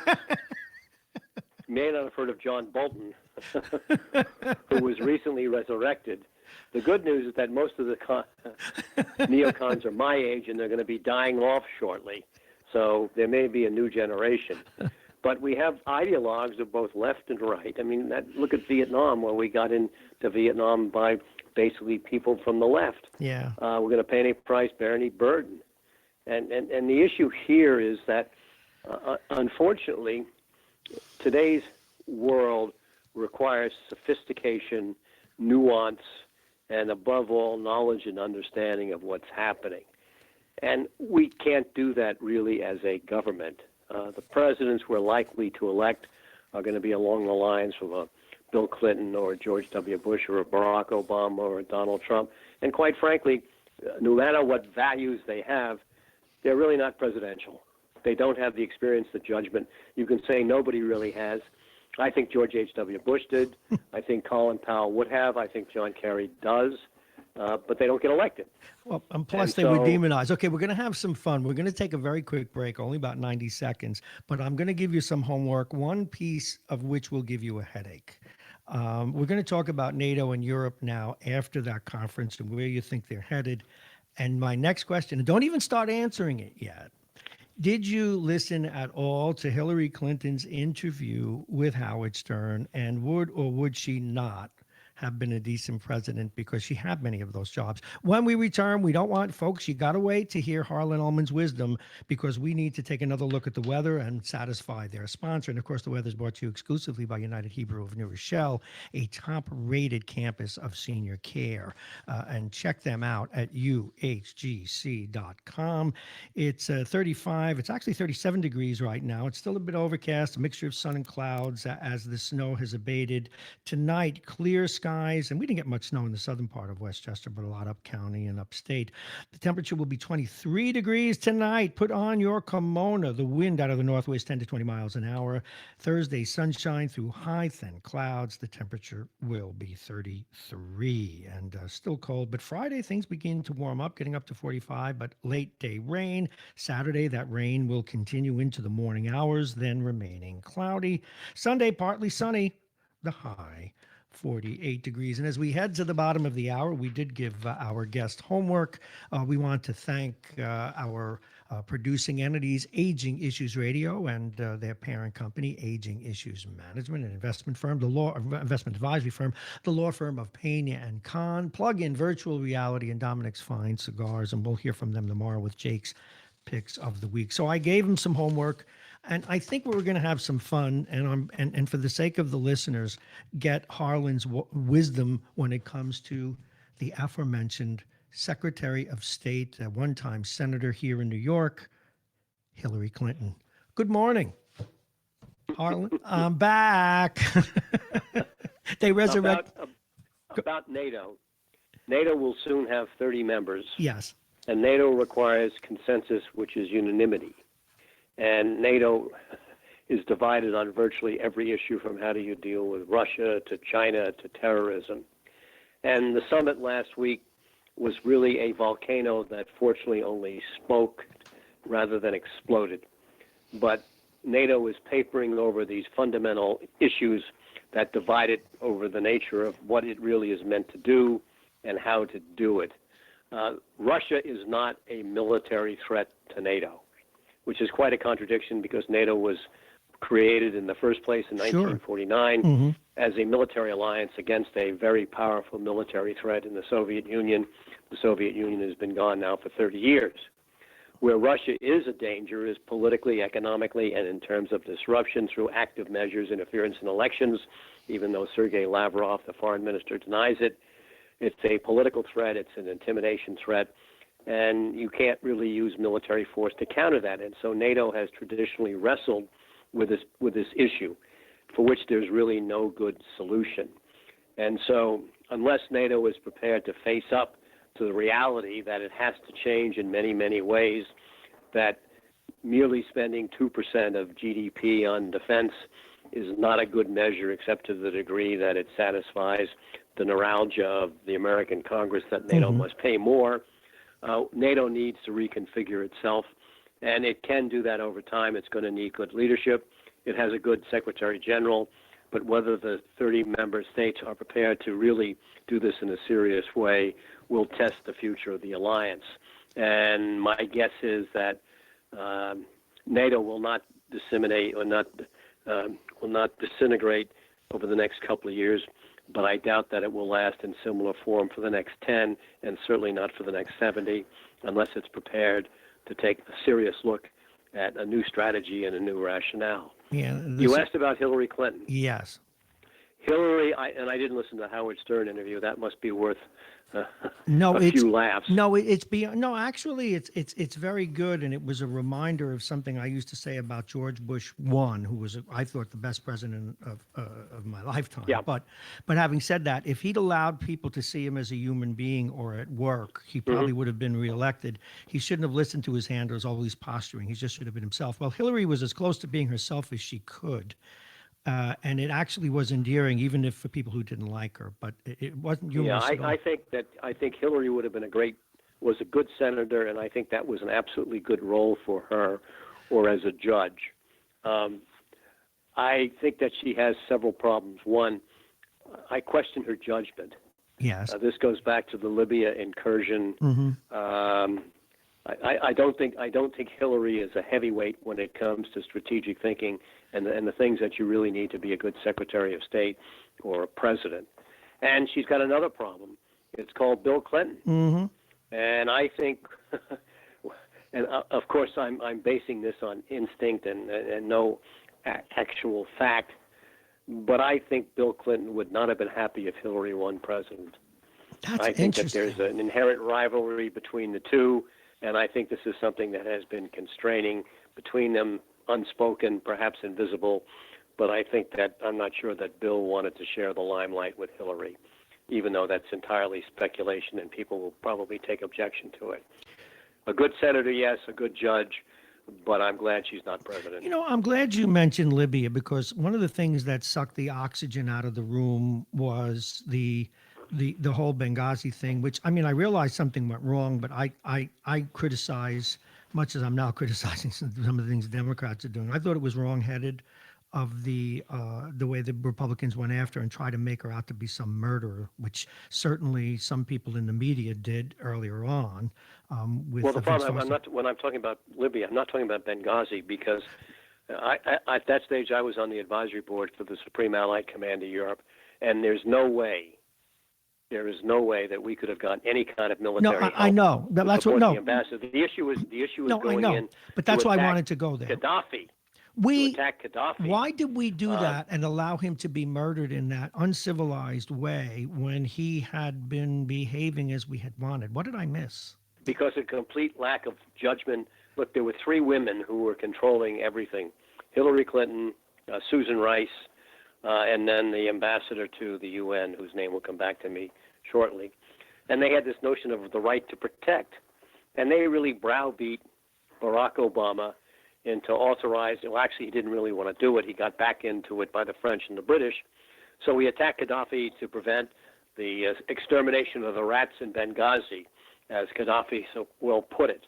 In fact, Gaddafi was never going to go to Benghazi. He wasn't going to kill people. He was just pounding his chest. But as a result, civil war broke out. Libya is in a state of chaos.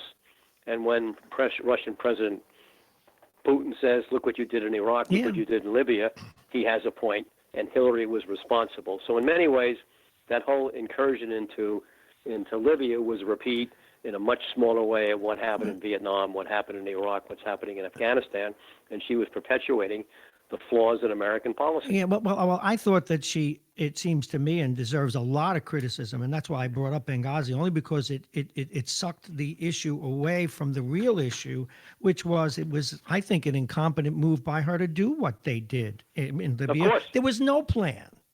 There was no plan. Well, I agree with you. And you know, that's I may be a Pollyanna when it comes to this, so you'll bear with me. I was always embarrassed that we were dancing in the streets when Hussein was hung, even though he died bravely, but still, and then danced in the streets when they took the head of state out the back of a truck and beat him to death. That shouldn't be the way America condones business. Well, at least in the case of Iraq, it was done by Iraqi people, and they hung the guy, and certainly they had reasons to. But, you know, sovereignty is a funny thing in systems of government that are different than ours, and I don't think America should be gloating about those kinds of things. I know it's good politically. Well, I agree with you. I agree with you. But the other reason that shows Hillary's fallibility, she's running for president. You're running for president, Bob. I'm going to give you one number, and this is the only number that counts. It's 270. Right? You got that? 270. Yes. That's the number of electoral votes you need to win the presidency. Hillary ignored that. Her campaign manager, Robbie Moak, in his book afterwards said Hillary wanted to maximize the vote, and she forgot and neglected the Electoral College.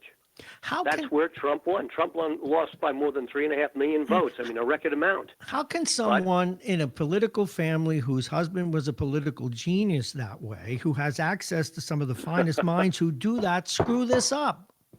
That's why she should never have been president. You're making my point. I know, it's thank a you. Lack of judgment. you led me around like a dog with a leash. Well, we happen to like dogs. In fact, we've had one for the last 50 years. So. Yeah, me too. God bless you. All right, a couple of other issues. What in God's name? Two places that have like big question marks on what's happening with Brexit, and can the UK get out of its own way? And are they going to lose Scotland? Well, we'll see. The election is tomorrow. Boris Johnson is an interesting character. Sure. And unfortunately, he's prime minister. If he wins, and right now, and who knows, he probably will get a 40 or 50 seat majority in the House, which means that he can rule with basically an iron hand. All right, Brexit. It will take 50 years to sort out Brexit. The British have got to renew treaties with every one of the 150-odd countries that exist because they've all been done through the European Union. Mm-hmm. They don't have enough people in the entire country to get that done in 10 years, let alone sooner. And so what is going to happen is that the ability to leave the European Union in a technical sense is virtually impossible. And so there is a chance that because of this legal brouhaha and all the constraints that are very much legally dominated, Britain could be in a gray zone for a very, very long time, which will make life impossible for everybody. For example, under certain circumstances, if Britain decides to go and goes, there may not be any air traffic between Europe and Britain, simply because they lose the rules. Your point about Scotland. Scotland and Northern Ireland could choose to remain in the EU. One of the big problems if Scotland decides to go and Britain becomes England is that Britain's nuclear deterrent is based on Faz Lane on the west coast, and it's going to cost them billions and billions of pounds to move it, God knows where. Now, they might be able to do a deal with the Scots, but in any event, the numbers of problems that are going to be created by Brexit, by, I would say, if not an infinite number, but by a huge number, exceed the capacity to deal with them. My goodness. And so I'm really concerned that should Johnson win, that Brexit becomes an exploding hand grenade. There's also the chance that there might be a hung parliament. And if there's a hung parliament, God knows what that means. But the issue here, Bob, is that you have potentially constitutional crises in the world's two greatest democracies of the last century, well, let's Britain look and the United States. And that can't be good for anybody. No, just one more comment about that, and then I want to go over to Israel, another democracy in crisis. In the UK, I guess the citizens of the UK aren't as they're no better informed than the Americans are, because these are really complex nuances that they don't seem to get or don't care. Would it be true to say that Brexit was driven more by nationalism and the independence that the Brits have always felt rather than practicality? No. I'm Brexit asking. was driven by two factors. Dominic Cummings dominated social media and discovered that there were some 2 or 3 million Brits who were not aligned with either Conservative or Labour Party and focused on them. And do not discount the amount of thinking of that. Russian interference that drove people to favor Brexit. And after all, it was only sort of 51-49, something like that. And I think if the vote were held today, it would be in the other direction. So it wasn't so much popular ignorance. It was that the Brexiters under Dominic Cummings were very, very clever in how they were able to mount the campaign. And yes, the Brits were sold a bill of goods, which they took. And unfortunately, 3 years later, that bill of goods now is about to explode in their faces. It's going to be interesting. I just thought of a parallel. Scotland, if they leave, they will be what Kazakhstan is now to the Russians. They have their space agency there and a lot of nukes there. And it's very interesting stuff. All right, let's go. But let me remind people, my guest is Harlan Ullman, a national security expert, military expert, and has been, as you now know, an advisor to the Atlantic Council. And that was very interesting what you said before about Benghazi. We'll visit that another day. But Israel can't form a government no matter how many times it tries. Will they be able to? And if so, what is it going to look like? And speak a little bit about the fact that their prime minister stands, as we speak, indicted. Well, their former prime minister went to jail. Yeah. There's a very this is going to get you a lot of blowback.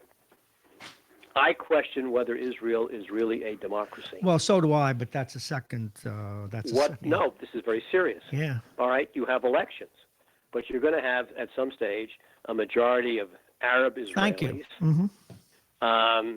So what then happens? You have a Jewification of the state, and all of a sudden that becomes dominant. You have a prime minister who's been indicted and could easily go to jail. Yet you have a hung parliament in which there's nobody in charge, and there's likely to be another election in March. And so Israel is now turning in what used to be called one of the South American countries, where you just have this huge turnover of leadership. And it's a real tragedy for Israel, but I don't see a way out of a solution to solve this. I think Benny Gantz would probably be a pretty good prime minister, but he doesn't have enough seats in the Likud. And so this just continues, and it does not paint a very, very good picture about the state of democracy. Well, you know what I worry how about? other people view it. You know, we actually have a radio program, a podcast under development about about two things: the evolution, the evolution of the Holocaust in Europe and the history leading to it, which is really interesting and fascinating. Number one, and also the need for the state of Israel when it was created.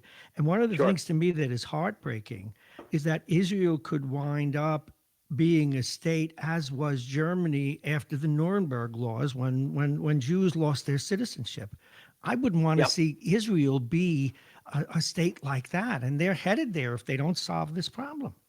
Unless I'm very wrong. And I don't. It's a very, very interesting situation, and it gets back to my fundamental argument that the most dangerous challenge the world faces beyond climate change is failed and failing government. And you see it virtually everywhere. You see it in Europe, you see it in Israel, you see it in the United States. Government is failing. At the same time, while it appears that Russia and China under strong leaderships seem to be gaining the advantage, the thing I worry most about China is that it could implode. Every Chinese leader, from the emperors all the way to the secretary generals of the Communist Party, have always feared a peasant rebellion or revolution. And it's happened once a generation. And what's happening in Hong Kong right now could spread. China has enormous problems with an underclass of 300, 400, 500 million people. It's betting its future on the Belt and Road Initiative, in which it hopes to stimulate foreign markets as a way to grow in its own economy.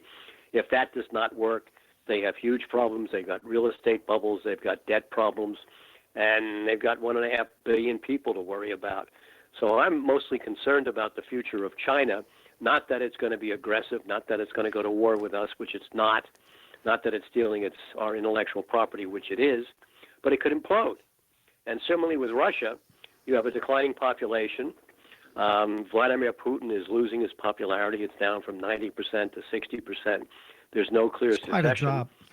And aside from energy, what is Russia producing? And with the retirement age being raised to 65, that has really caused a huge amount of discontent among many Russians. I think you've got serious internal problems there. So if you see instability in Russia and China, and instability in democracies, you see Korea and Japan at each other's throats. I have that thinking note it's here. 1904, 1905. It's not a very happy picture as Christmas and New Year's. So, Mrs. Lincoln, tell me more about the play. But you know where I wanted to double back before we send you on your way? Your recent book and your analyses of recent presidents going back, and of course, George Bush 1 was an exception. And even though all the other presidents did some good things and had good intentions, all of them, is there someone, and I'm not saying he or she would be the godsend, but who has Secretary of State experience, who really does understand the world as it is, who is a heavyweight, who, if they really wanted to run and if the public really understood their value, are there any men and women left? I'm sure there are. I just don't know them because I'm of a certain age. Look, I think John Kerry would have been an excellent president. I think Colin Powell would have been, but Colin is 82. John is in his mid to late 70s. I have, as you do, an affection for Mike Bloomberg, but Mike is 78. He's Jewish.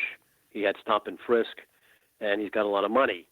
And I think Bloomberg would probably be a decent president, given the Democratic alternatives. But I am not wise enough or knowledgeable enough to pick somebody out of the hustings. They may exist, but look, let's be very direct.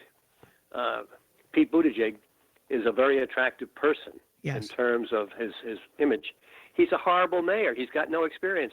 South Bend is far worse off today than when he took over. Mm-hmm. He's got no real-world experience, even though he comes across as He's a brilliant very guy. plausible character. Yeah. But so did Barack Obama. Barack Obama was in the U.S. Senate for about 7 milliseconds. Yeah. And George W. Bush II won on his family name, who had, despite being governor of Texas, had no experience. Ran the baseball and Bill team. Clinton was governor of a tiny state. So these people, however attractive they were, simply did not have the background and experience, yet we elected them. And we didn't elect George H.W. Bush for a second term. What about life is full of surprises. I know. What about? And I'm going to throw out some moderate Republicans whom I admire for different reasons. So John Kasich ran horribly, but seems like a very capable I agree with man. no. I know. I like John. I know John. I would be very comfortable Me too. with John as a president. That's a very, very good choice. But quite frankly, I don't think John has the physicality and attractiveness to win. Well, you know what I used to kid? Even though I think he'd be a very, very good me president, too. I would support him. But unfortunately, in a media age, in a television age, you have to have either bizarre appearance of a Donald Trump or the attractiveness of a Bill Clinton or Barack Obama. That's true. But you know what? He could have helped himself. Well, doing morning radio, not during these hour sessions, but I do some humor, and I used to make, even though he was my choice for president at the time, by the way, I used to make fun of him. Back when you and I went to high school, you always had the guy that talked shop, and he had an ill-fitting jacket on and a bad haircut and a tie that was too wide. And he wore shoes that were 10,000 years old, but he was good at what he did. That was what he reminded me of. He was like, all of a sudden, among all the presidential candidates, there's my shop teacher. But that's fixable. They have tailors, they have barbers. He could have looked better. He could have been a little more forceful. It seems to me that could be trained. Maybe, but I agree with you about Kasich. Kasich is one of the few Republicans. I'm sure that there are other people Portman? who are out there. I'm just not that familiar. What about Rob with them. Portman? I don't know enough about him. Okay. I don't think he's got the gravitas, but I'm not. I would hold my judgment simply because I would want to have further information and understanding. Hey, just for fun, because I adore a lot, marry a lot of these. Adore not the right word. I admired Colin Powell greatly. What's he like? He's down to earth. He's funny. He's your best friend. I can't find enough superlatives. Well, that's nice. That's nice to hear. I used to, until you straightened me out, I was disappointed that he, but I guess he believed it, that he drank the Kool-Aid and made that presentation that led to 2003. No, he had no choice. He was forced into it. I mean, I'm almost stumped. Colin is imbued with unbelievable degrees of common sense and a great Jewish sense of humor. Is that right? A Jewish sense of humor from an African American from the Bronx. Now you know what? That makes sense. He got his first job working for in a furniture store owned by an elderly Jewish company Jewish couple who had just emigrated, and so he learned a little bit of Yiddish. Well, you know what? That's the great thing about growing up in New York and in the city, and one of the things I'll always cherish is the diversity. My mom worked for a Jewish dentist for 42 years, so she was always off on Fridays, half a day on Wednesdays, and I ate a lot of matzahs and understood the holidays. And it's one of the glorious things about living in New York. And my daughter is married to a Jewish fella, and his parents are one of the joys of the holidays. I gotta tell you. So it's just a great New York thing that people who don't come from New York maybe not will appreciate. But yeah, that Colin Powell, I can see him doing that. Well, listen, it's something that Howard Stern would say. You've said it all in one sitting, Harlan. I really appreciate it. What's your column about this week in UPI? It's called The Afghan Mess. Oh, you think? And my concluding remarks are: we have no way we have no way ahead. If we get in, if we stay in, it's awful. If we leave, it's awful, and we don't seem to relearn our lessons. No, although I do have another minute left. Let me ask you this. You know, the French used to have their Foreign Legion. Is it not realistic that in a country that will No. Fine. I think you knew my question. I'm going to preempt you. I'm going to preempt. No. So we should. We tried that with Blackwater. That really worked well. Okay, I get. Okay, the Russians are doing it with the Wagner Group. They're called mercenaries. Now, it was fine. great during the Revolution when we could have pirates, Right. letters of marque and reprisal. Well, they don't have And to Drake. be. They don't have to be mercenaries, Harlan. They could be regular army that you're constantly deployed because we have to keep the wolves away from the. No. All right. Yeah, the trouble is we have them. They're called special forces, but they can get out of control, as we've seen with Chief Gallagher and the SEALs. Well, that's another thing altogether. Well, I think I'm ready to move on now that I've been appropriately preempted by a wiser person. I do my best, though, with a tiny brain. I do my best to keep up. Harlan, I'm really grateful for all your time. When are we going to get a new book to push? That's a good question. I've been toying with a new book called America Strikes Out, with two metaphors: striking out as in baseball, or striking out as a rattlesnake does. And I'm just not at this stage ready to commit, because I don't know whether it would be useful or not. Depending upon how much more trouble Donald Trump gets us in, I think will determine whether I'm going to do the book. Well, and if that rattlesnake accidentally goes down a rabbit hole and puts us in another war for eternity that we lose. Thank you so very much, Harlan Ullman. You're terrific. I really appreciate it. Folks, go to UPI. Week, thank you. Thank you so much. Harlan Ullman, everybody. Let's say our thank yous, and then we can all go and take a nap. I see a little bit of sunshine trying to edge through the clouds. You've been listening to yet another edition of Mornings with Bob Marrone. I am Bob Marrone. This is Radio Westchester. We are your radio station at the train station, of course, for several days this week, doing the program remotely and checking out all our systems. We lost our music system today, which is one of the few glitches that we've had. And we've not yet erected our mobile cameras, but we will, and they will work. So things are moving ahead, and I thank the listeners very much. We couldn't get a lot of calls today. We had a lot of guests, a lot of interesting conversation. Also seeing the worm turn a little bit. The Democrats taking some rightful heat to the manner in which they're approaching impeachment. And some stuff going on in baseball. I mean, just some stories worth repeating. $325 million. I want to be Cole's, his driver. I'll just take $325 an hour. Fine, Mr. Cole. $325 million. Obviously more than $250 million, but when you put it that way, for the ability to throw a baseball. And I have mixed feelings. I mean, really, all that money when people starve. But if all that money is out there being paid, well, I'm glad that it's the players getting it. So good for him. $325 million contract. We have the impeachment saga continuing, the president pushing back. The Democrats have their own concerns. In fact, one story we didn't get to, we're going to talk with Harlan Ullman about it next week, is this new movie that's out, but more importantly, what's behind it. The movie's called The Report, and it is a true account of the failure of the CIA's ability to use torture during the war in Iraq. So we'll be talking about that next week with Harlan.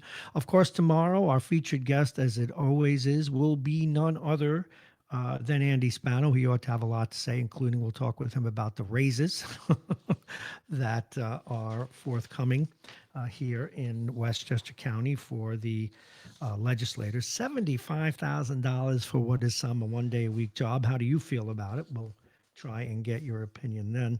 Tomorrow also we'll be talking with John Bailey from White Plains. And right now we're still trying to get some confirmation from the mayor-elect of Mount Vernon. And Sean Patterson Howard, put together a transition team, and we're hoping to get her on for 9 o'clock. And we have a couple of other surprises for you tomorrow. Again, you've been listening to Radio Westchester. One more check of the weather, which is brought to you exclusively by United Hebrew of New Rochelle, a top-rated campus of senior care. Visit uhgc.com. It's about 34 right now. It's not going to get any higher, maybe up to 37, but then the temperature will drop tonight, getting down to 24. The precipitation has stopped. Clear skies again tonight, getting down actually to 23. They tell us now the wind out of the northwest, 10 to 20 miles an hour. Tomorrow, Thursday, I banged into the mic. Sunshine through high, thin clouds. The temperature will be 33. The wind out of the north to south, 5 to 10 miles an hour. Friday, increasing clouds with rain with rain late in the day. We'd like to thank our sponsors, Aging Issues Radio, the law firm of Pena & Kahn, Plug-in Virtual Reality, Dominic's Fine Cigars.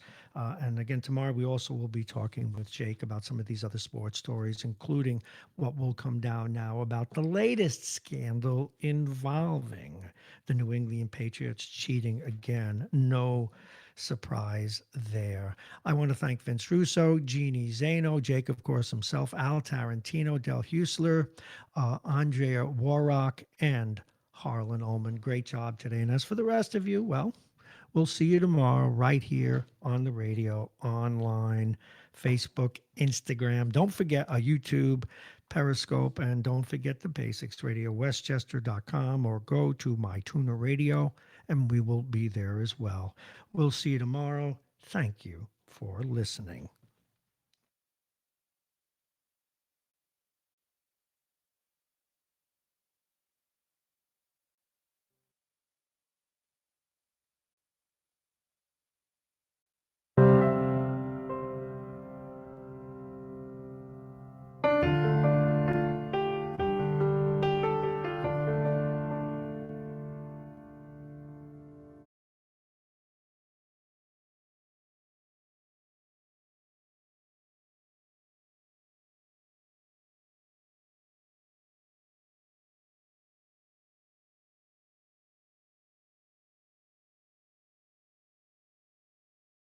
It's 2008, and it's always a pleasure to have him. Plus, I think as you hear Bob week after week and the stories that he also calls in on, he's got many sides to him, not just investigative reporting and hard news. And we'll be talking with him in a few moments, but first, it is time for the weather and to acknowledge who'll be covering us in the bottom of the hour. And that means Chris Conway is with you. What's going on outside? And then we actually may get an update from Bob since he walked in with the weather. That's right, the most up-to-date forecast you'll get. It is 35 degrees here along the Sound Shore. Today it'll be cloudy and windy, a mix of rain and snow, depending on how far north or south you are. Highs in the low 40s. North of 287, there is a winter storm warning through 7 a.m. tomorrow. Could be looking at 3 to 6 inches up there. South of 287, just a winter weather advisory. You'll see maybe some snow, maybe some mix. That will end tonight, a little after midnight, maybe 1 to 2 inches. Tomorrow, sunny, highs in the upper 30s. Wednesday and Thursday, mix of sun and clouds with the high around 40. Weather is brought to you exclusively by United Hebrew of New Rochelle. It's voted one of America's best rehabilitation and senior care campuses. It's right here in New Rochelle. Visit uhgc.com. And I'm Chris Conway for Radio Westchester. Chris, thank you very much. And Bob Cox, if you will, before I go to the sponsors for the 9 o'clock hour, tell us what the weather was really like out there. It's a cold, snowy, slushy, sleety kind of mess. You want to wear boots and something warm. Boots and something warm. That brought to you by The Source since 2008. Weather is brought to you exclusively by... by Talk of the Sound. Consider The Source since 2008. And this hour, our long-form interview with Bob Cox is brought to you by United Hebrew of New Rochelle, the top-rated campus of senior care. Visit uhgc.com. Plug-in Virtual Reality, the law firm of Pena & Kahn, Aging Issues Management, their subsidiary Aging Issues Radio, and Dominic's Fine Cigars. They brought you Jake's Picks of the Week. He's doing pretty well. He's 16, I got it here, 16, 10, and 1. Dominic's Fine Cigars, licensed retailer with a big selection, including Arturo Fuente, Padrones, and more. Notice I'm rolling the R's appropriately. Dominic's Fine Cigars, located at 204 Boston Post Road in Larchmont, open 7 days. And it is that time, folks, where we go to our long-form interview, and it's with Bob Cox. Now, we remind you, you're listening to Marrone in the Morning. No, Mornings with Bob Marrone. I am Bob Marrone. This is Radio Westchester. We are the station at the New Rochelle train station. That's why our call-in numbers are 22222. And you can listen live on RadioWestchester.com. Our app is easy to access on MyTuner Radio. You can get it on your cell phone if you like. Facebook, YouTube, Instagram, Periscope. And what a way to go to our next guest. Bob Cox is the managing editor and publisher of Talk of the Sound, and I love his tag, considered the source since 2008. He's broken most of the major stories here. In fact, the other day, and I saw a tweet you sent out, Robert, if I may give you credit. You covered a story, you broke the story, and then another outlet came out with the story, and then you tweeted, gee, who broke that story, or something like that. Welcome, Bob Cox. How are you? Good. That was the story about the coach and the police investigation in Yonkers that was undertaken. And, I was laughing because, we broke that story. That happens to you a lot. Well, what was funny about that was that News 12 ran a headline and a lead paragraph that said, News 12 has confirmed that there's this, and I said, confirmed what? Confirmed our reporting. I mean, what are they confirming? They used you as one source. Now, it's true, consider the source, but that actually does happen to you a lot. I've known situations, if I've understood them right, where a news outlet has called you, confirmed the story, then ran the story and not given you attribution. I would say that happens about, 95% of the time with News 12 and about 100% of the time with LOHUD.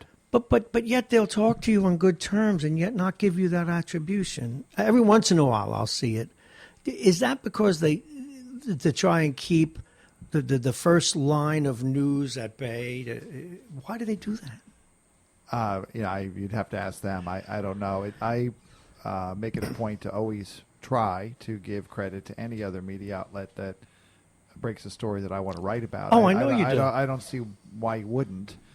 But for them, like I said, you'd have to ask them. But in the case of LOHUD, we've had sort of a running feud ever since I did the infamous gun map story, where they did a map of where all the gun owners were in Westchester County based on the pistol permit licenses. Yes. And so I countered that by doing a map of where all the Journal News employees lived. And funny, they had no problem identifying all these private residences of these.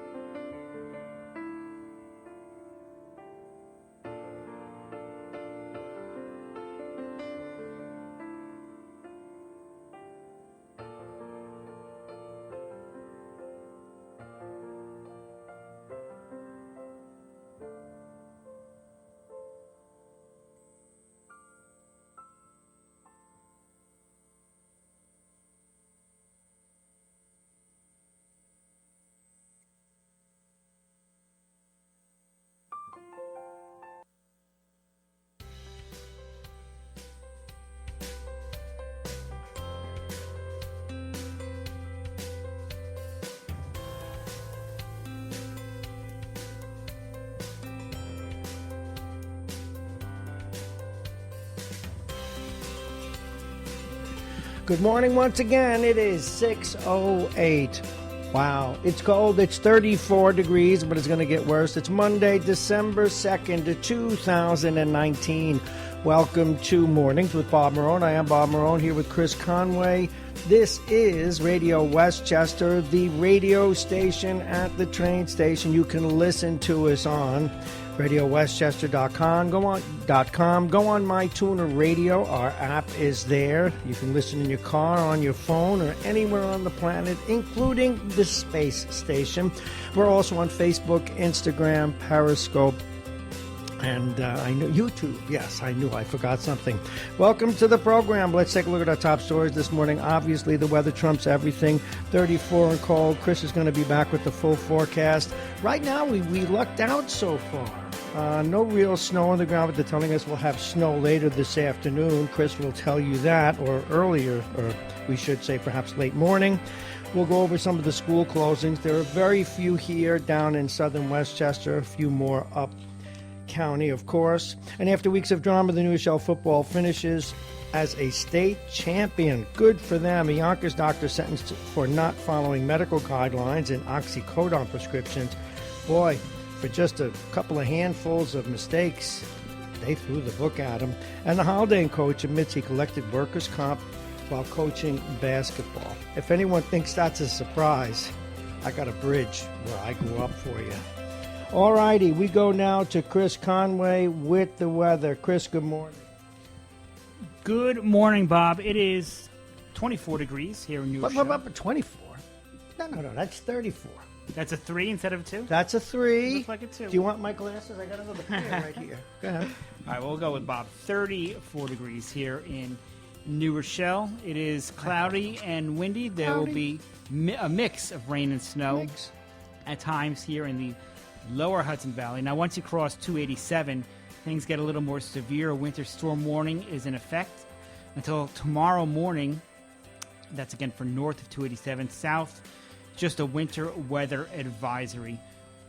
Tonight, some snow at times, little snow accumulations, maybe an inch, maybe 2 inches.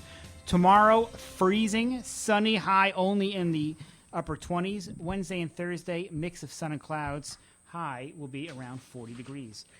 Weather is brought to you exclusively by United Hebrew of New Rochelle, voted one of America's best rehabilitation and senior care campuses. It's right here in New Rochelle. Visit uhgc.com. And I'm Chris Conway for Radio Westchester. Thank you very much, Chris. We go straight ahead now to the rest of the news. Again, the big story today is going to be the weather.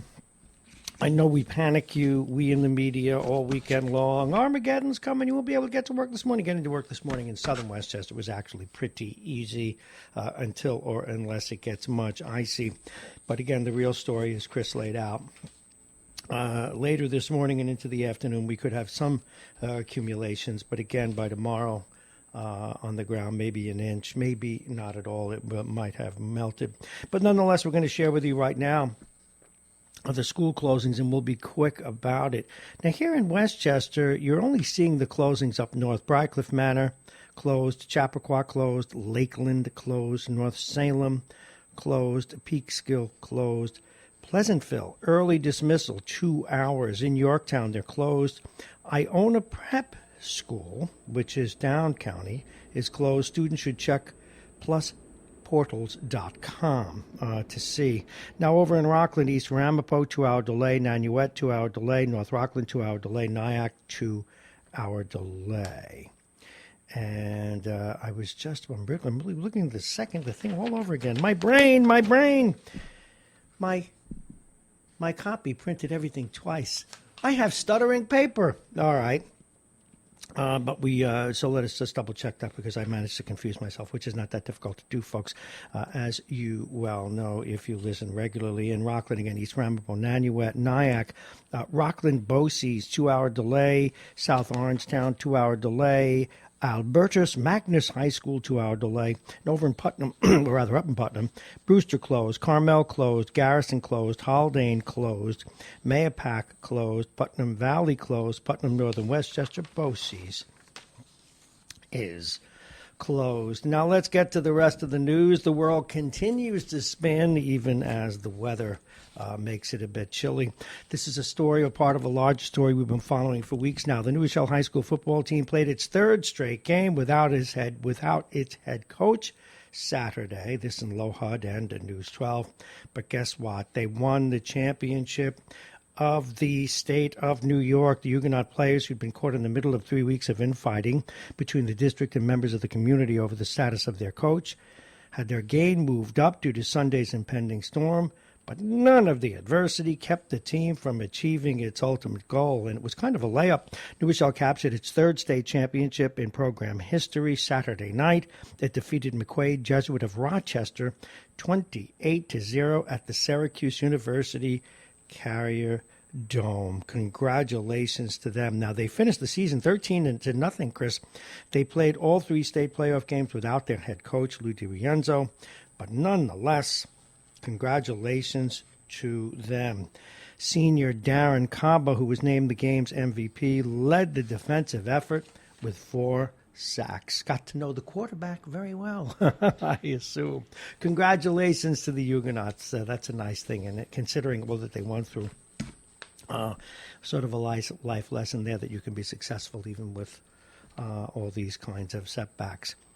This out of Yonkers and Low HUD this morning. A Yonkers doctor, has been sentenced to 18 months in prison for not following proper medical guidelines. In 2014, when he wrote a dozen prescriptions for oxycodone.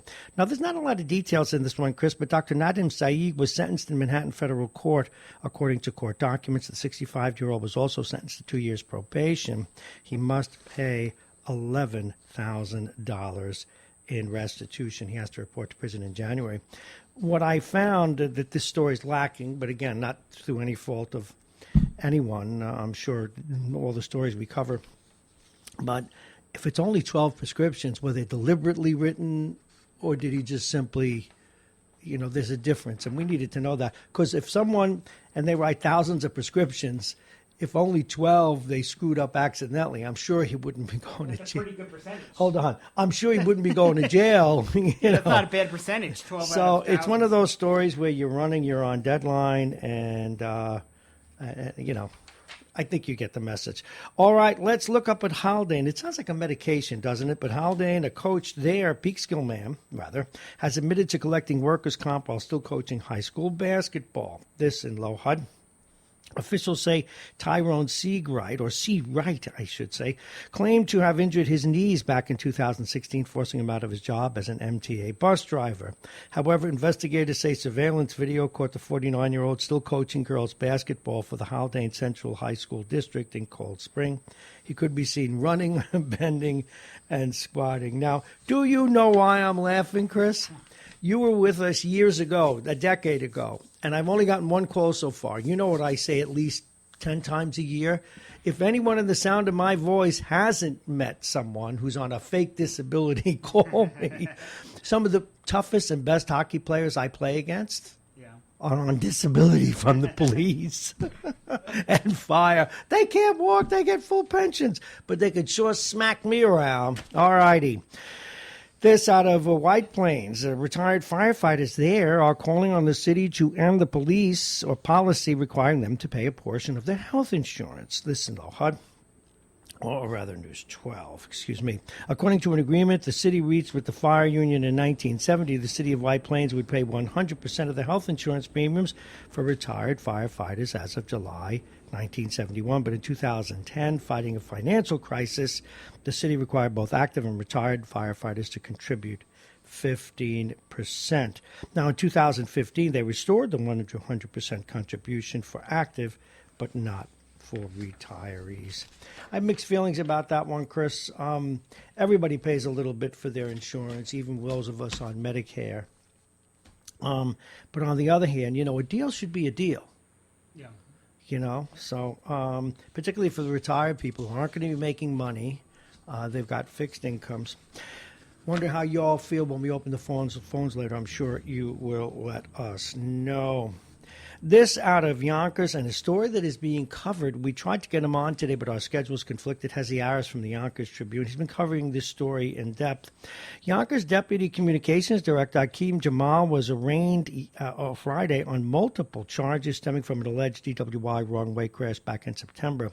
Jamal, confined to a wheelchair, faced a judge during a brief appearance. The 22-year-old pleaded not guilty to several charges, including driving while intoxicated and reckless driving. Investigators say Jamal was drunk in the early morning hours of September 15 when he was driving his Beamer northbound. Blah, blah, blah. They say he suffered head and body injuries. The driver of the SUV, a 53-year-old Dutchess County resident, suffered head and leg injuries not considered life-threatening. Mayor Mike Spano says Jamal will remain on his staff throughout the court proceedings. He expects him to remain on the staff after the court case is over. I guess everyone has a right to plead not guilty to drunk driving in a head-on crash. Because you know what happened, Chris? That road, it's a mobile road. It jumped out in front of his Beamer. Could you imagine that? You're driving home. You just went out with some friends for a couple of cups of coffee, and you're riveted to the road, and damn, if that road didn't come out. Those mobile roads will get Those you every mobile time. roads will get you every time. And I know Hezi Aris is covering it carefully, and what sticks in Hezi's craw is the excuse-making, and it didn't happen here, kind of denial stuff. But nonetheless, he deserves, he's got a right to plead not guilty. He probably, again, it's the mobile road. I will testify on his behalf. That road jumped out at me. All righty. Tis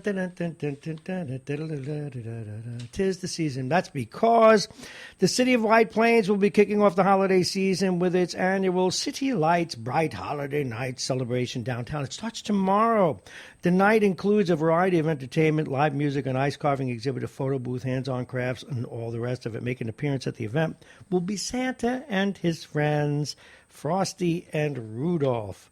How nice will that be when the mayor shows up to say happy, happy, or something like that? That's Yonkers. That's tomorrow night. I didn't get my email. I think my emails from the Chamber, the Chamber of Commerce, still go to my old radio station. So I got to, but I know they have their tree lighting this week. I will catch up with that. I'll make a call because that's very important. It's a wonderful event we do here in New Rochelle every year. And this story should have been the next to last story, Chris, so my apologies, everyone. The Christmas story was the kicker, but sometimes it's like shuffling cards. You put the ace. Well, no, that would be cheating, wouldn't it? You don't put them there on purpose, but I inadvertently put this in. But this is actually a sad story. It goes back to Thanksgiving. News 12 was told that this was an accident involving an elderly woman in Yonkers, a hit-and-run crash, and she died. 77-year-old Po Yol Han was crossing the street when a pickup truck westbound hit her, stopped for several minutes, then fled the scene. I'm glad I put it last. We have, in Westchester, a plethora, way too many, of these hit-and-run deals where people take off. How many people, and I can see all the mayors now and city managers tucking their heads, Chris, oh, God, I hope Bob doesn't talk about that. Because what happens is, particularly if they're liberal cities, and here I am a liberal throwing my own people under the bus, well, sort of a liberal in some cases. Oh, God, we don't want them to know that we have a lot of people driving without licenses or unregistered vehicles, and then they take off and all of that. Now, the cops do a great job in stopping them, but it's a question of policy. We have way too many of these in Westchester, way too many, particularly in Yonkers. Of course, the Bronx is always, they drive in from the Bronx. In Yonkers, Peekskill, let me see, Mount Vernon, and New Rochelle. All righty, that does it for the local stories. We go right now to Chris Conway and sports. Chris, what's going on in the world of sports? Good morning. Well, Bob, you were right to bet the Jets last week and not this week because I'm brilliant. They lost to the Cincinnati Bengals 22-6. The Jets' 3-game winning streak is snapped. It is the first time in NFL history a team lost twice in one season to two different winless teams that were at least 0-7. It was the Jets? One to two wins? Yeah, but the first time they won without their quarterback. No, the Jets, they lost to Miami a couple weeks ago with their quarterback. Were they was in 0-7 Miami? at the time. Maybe they were just enjoying the heat. I could use it right now because I did not set the heat properly over the weekend, and so I'm just thawing now. I got in for prep this morning, and I froze my cookies off, and they were not baked cookies either. No, they're not Go baked. ahead. The Giants also lost. They got embarrassed at home to the Green Bay Packers. Their fans took over the snowy Meadowlands 31-13. The Giants are now in last place in the NFC with a sparkling 2-10 record. Yes. NBA, Miami beat Brooklyn 109-106. Boston beat the Knicks 113-104. That's the Knicks' sixth straight loss. So every local team lost yesterday. And, of course, Bob mentioned New Rochelle High School. They won their third straight big win. Class AA championship, 28-0 over McKay Jesuit in the Carrier Dome. Tonight, all the hockey locals are in action. The Rangers host Vegas. The Islanders are in They've Detroit. been winning. Yeah. The Rangers are starting to win, all those young guns. Yeah, they're playing well. Hopefully they keep it up. The Islanders are in Detroit. The Devils are in Buffalo. The Knicks are in Minnesota. Monday Night Football tonight, a good one. Minnesota takes on Seattle. And for Radio Westchester, I'm Chris Conway. Well, you were Chris Conway. We're going back to Chris Conway because here now is Chris Conway with the weather.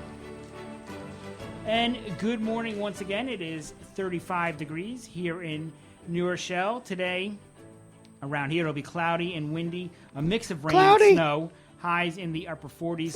North of 287, there is a winter storm warning until 7 a.m. tomorrow. You've been warned. South of 287, just a winter weather advisory. Tonight, there's will be snow at times. It'll taper off a little after midnight.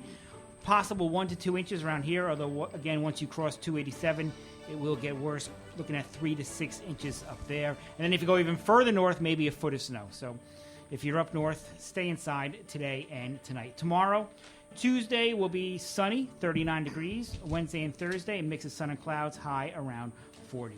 Weather is brought to you exclusively by United Hebrew of New Rochelle, voted one of America's best rehabilitation and senior care campuses. It's right here in New Rochelle. Visit uhgc.com. And I'm Chris Conway for Radio Westchester. Chris, thank you very much. Let's take a look now at who's supporting us today. Of course, our friends at the United Hebrew of New Rochelle, the top-rated campus of senior care. Visit uhgc.com. Aging Issues Management, the law firm of Pena and Kahn. Dominic Cigars and Plug-in Virtual Reality. Remind you at 8, we'll be talking with Jake. Now, he did his football picks for the for Thanksgiving, and